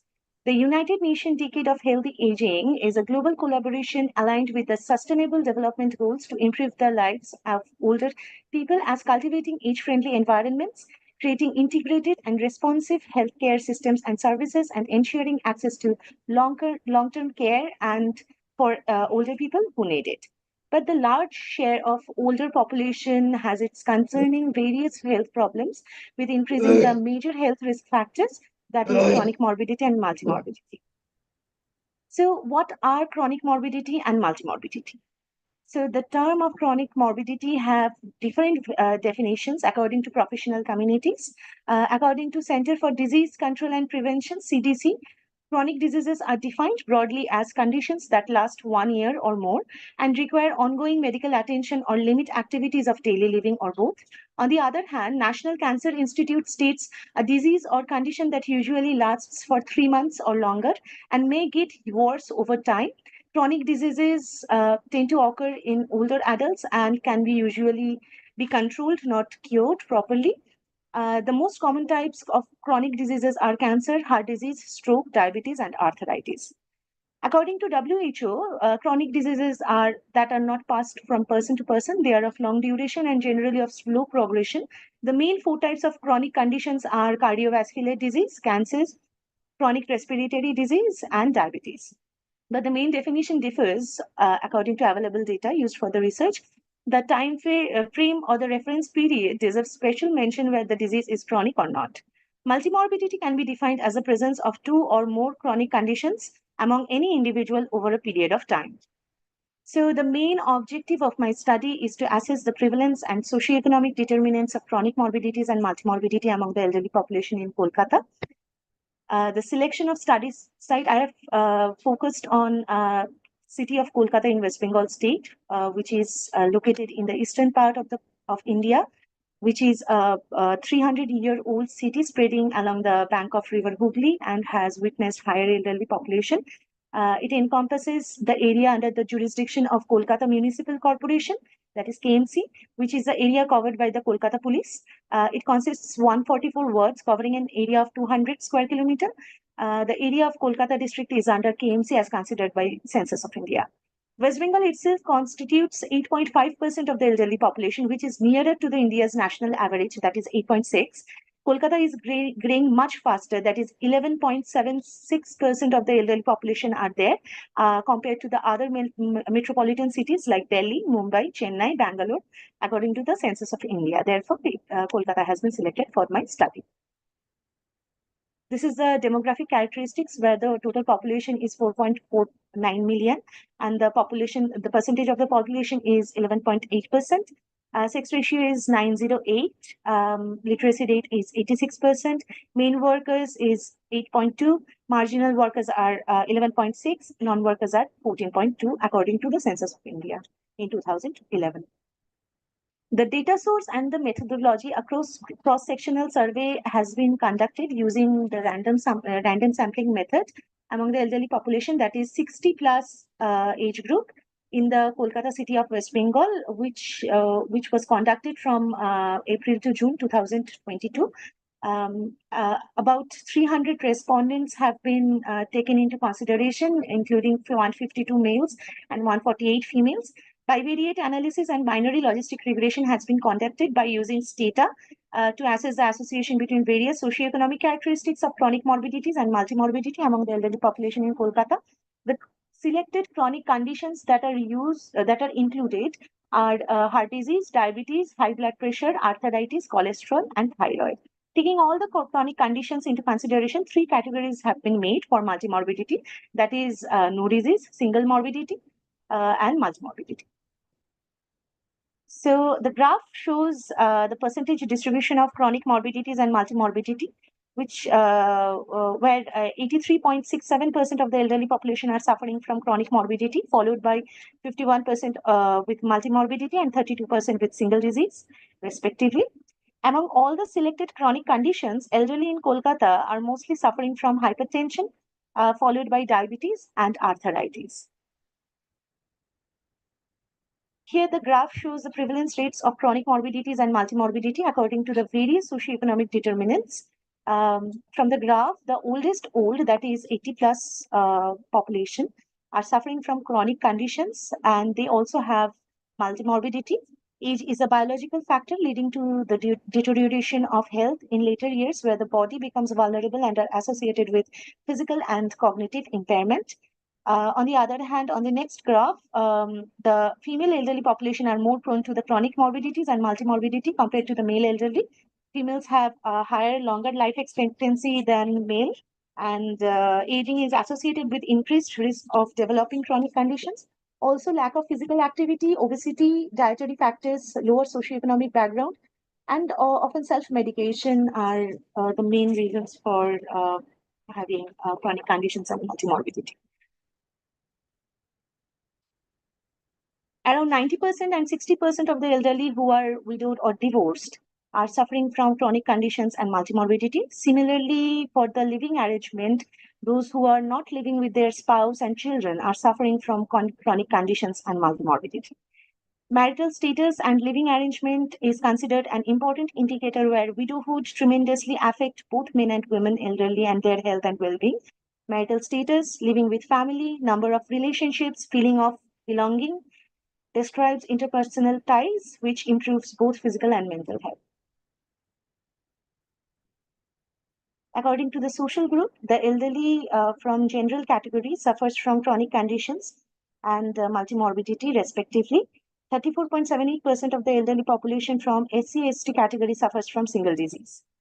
According to the religion, the others category are at a higher risk of suffering from chronic conditions and multimorbidity, followed by Hindus.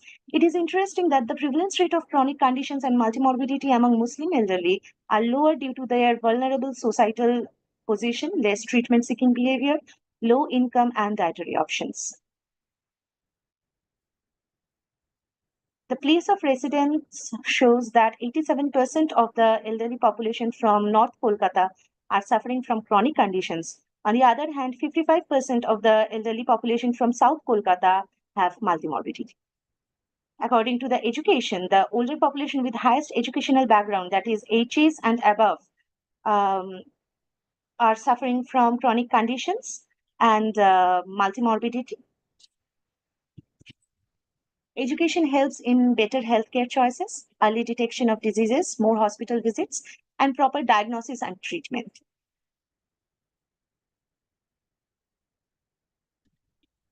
According to the monthly household expenditure, about 92% and 66% of the elderly population from the highest monthly household expenditure background, that is rupees 20,000 and above, reported having chronic conditions and multimorbidity respectively. Similarly, older persons from higher income background, that is rupees 20,000 and above, have the same.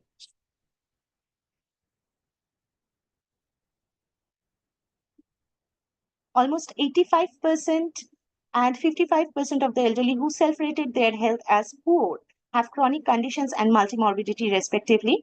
Poor self-rated health is associated with higher burden of chronic conditions. Elderly experiencing multiple health problems have more negative perception of their overall health, leading to poor self-rated health reporting. In the next graph, generally, economic independence reduces the likelihood of chronic conditions and multimorbidity. But in Kolkata, the elderly individuals who are economically independent are more likely to seek healthcare facilities for proper diagnosis and treatment, resulting in higher prevalence of diagnosed chronic conditions, which where 86% reported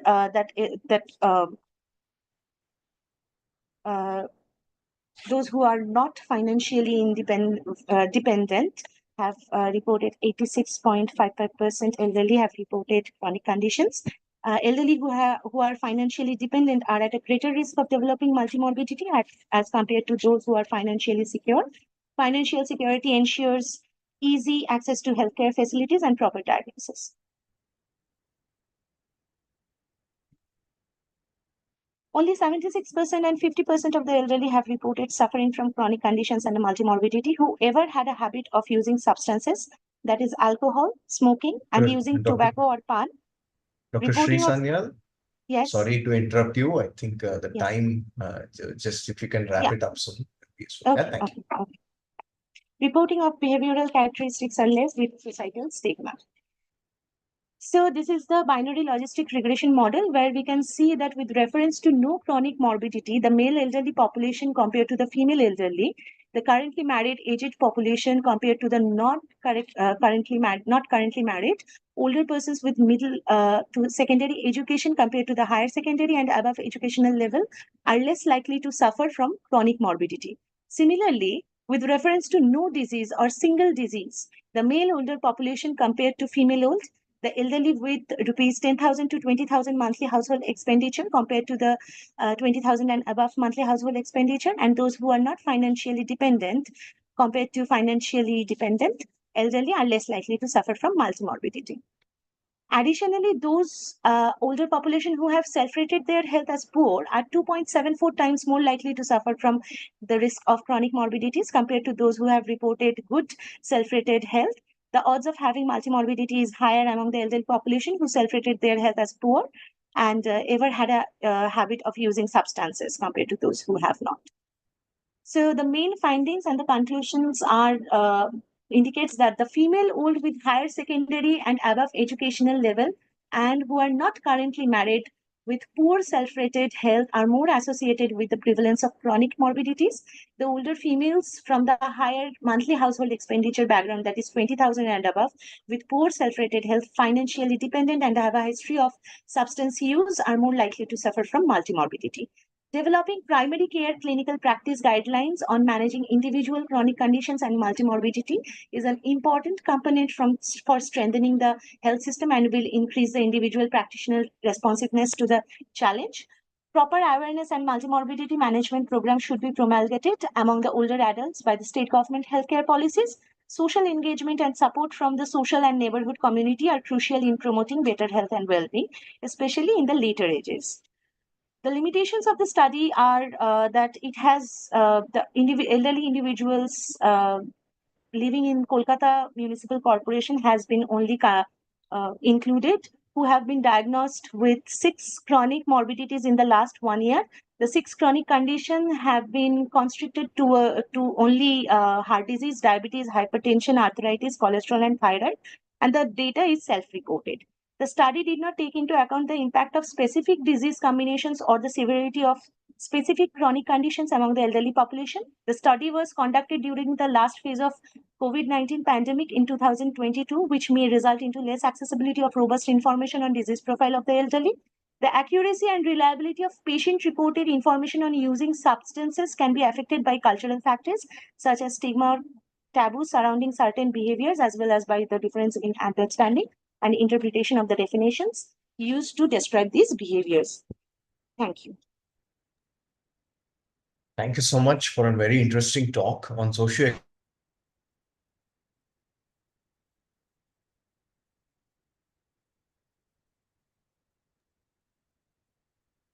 I Dr. can't hear Nikhil? anything. I think he had a technical issue, so his video is frozen. But Dr. Sanyal, Sri Sanyal, thank you so much for your talk, and we are looking forward to the questions and everything. Our next speaker is Dr. Ronak Paul, sorry. He is a research scholar at IIPS. Nikhil, you back? Yes, I'm back, but carry on. That's fine. Let's carry on. Sorry, I had to take over. You were No, frozen. my connection was weak, I guess. Carry on, please. But please, from next one, please take over. Ronak Paul is a research scholar at IIPS, and his talk is examining the determinants and clustering of old age mortality in India. Ronak, please go ahead. Thank you for introducing me. Am I audible? Yes, you are. Please continue. Yeah. Okay, sure.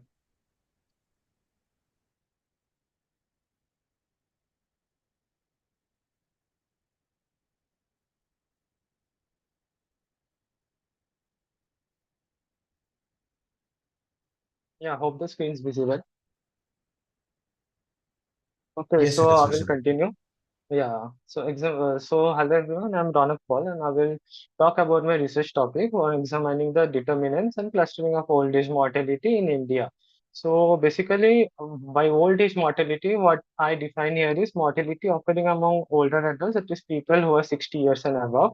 And when I talk about clustering, here I mean is the unequal risks of mortality among older adults and not spatial clustering. So this is a brief outline of the presentation.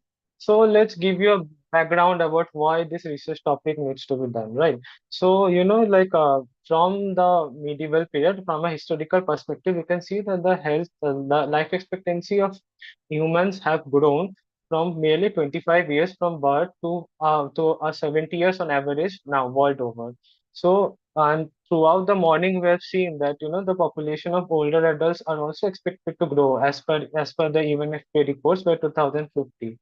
So, till now, the studies or when you talk about human mortality, people focus on mortality during the early life, which affects the growth of population a lot. But as the population of older adults are expected to grow, like by 2050, the population of older adults to 80%, and most of them will be living in low and middle income countries. So, as the population of older is expected to grow, so the old age mortality is also a topic that's bound to come into the limelight. Now, when we have reviewed existing studies, we have seen that the majority of studies that have examined the determinants of old age mortality have focused on high income and developed countries like Belgium, Israel, New Zealand, Spain, Taiwan, and the evidence in lower middle income countries are actually limited. One study that we found in Bangladesh actually found that older adults who had an influential position in the family, like they were the head of the household, or they belonged to a nuclear family where they had more power over household affairs, actually had no old age mortality. And another study from Ethiopia also found other determinants like older adults living in a rural area, or they belong to some ethnic group with some disadvantage as higher old age mortality. So there are two couple of studies from India also that have also shown the effect of age, gender, and prior comorbidities on old age mortality. So why this study now? See, like when we talk about the determinants of old age mortality, the quality and quantity of this mortality risk actually varies across families and communities. It is not homogeneous. And also, when we talk about the risk factors, we need to understand that the risk factors are correlations. So we need to move a step above that. We need to use some panel data, move a step above towards causality, and then see what are the actual risk factors adjusted after adjusting for inequalities at the family level or at the community level. So broadly saying, the objectives of this study are: first, obviously, we see the risk factors of old age mortality. After adjusting for inequalities in risks at the family and community level, then we examine that, should policy interventions be focused at which level, at the family level or the community level, so that old age mortality risks can be mitigated. And then you also examine the sensitivity of the study estimates, which is important. So this is the data sets that I use. I have used the panel survey of the India Human Development Survey. They have conducted 2 rounds till date, one in 2005 to 6, the other in 2011.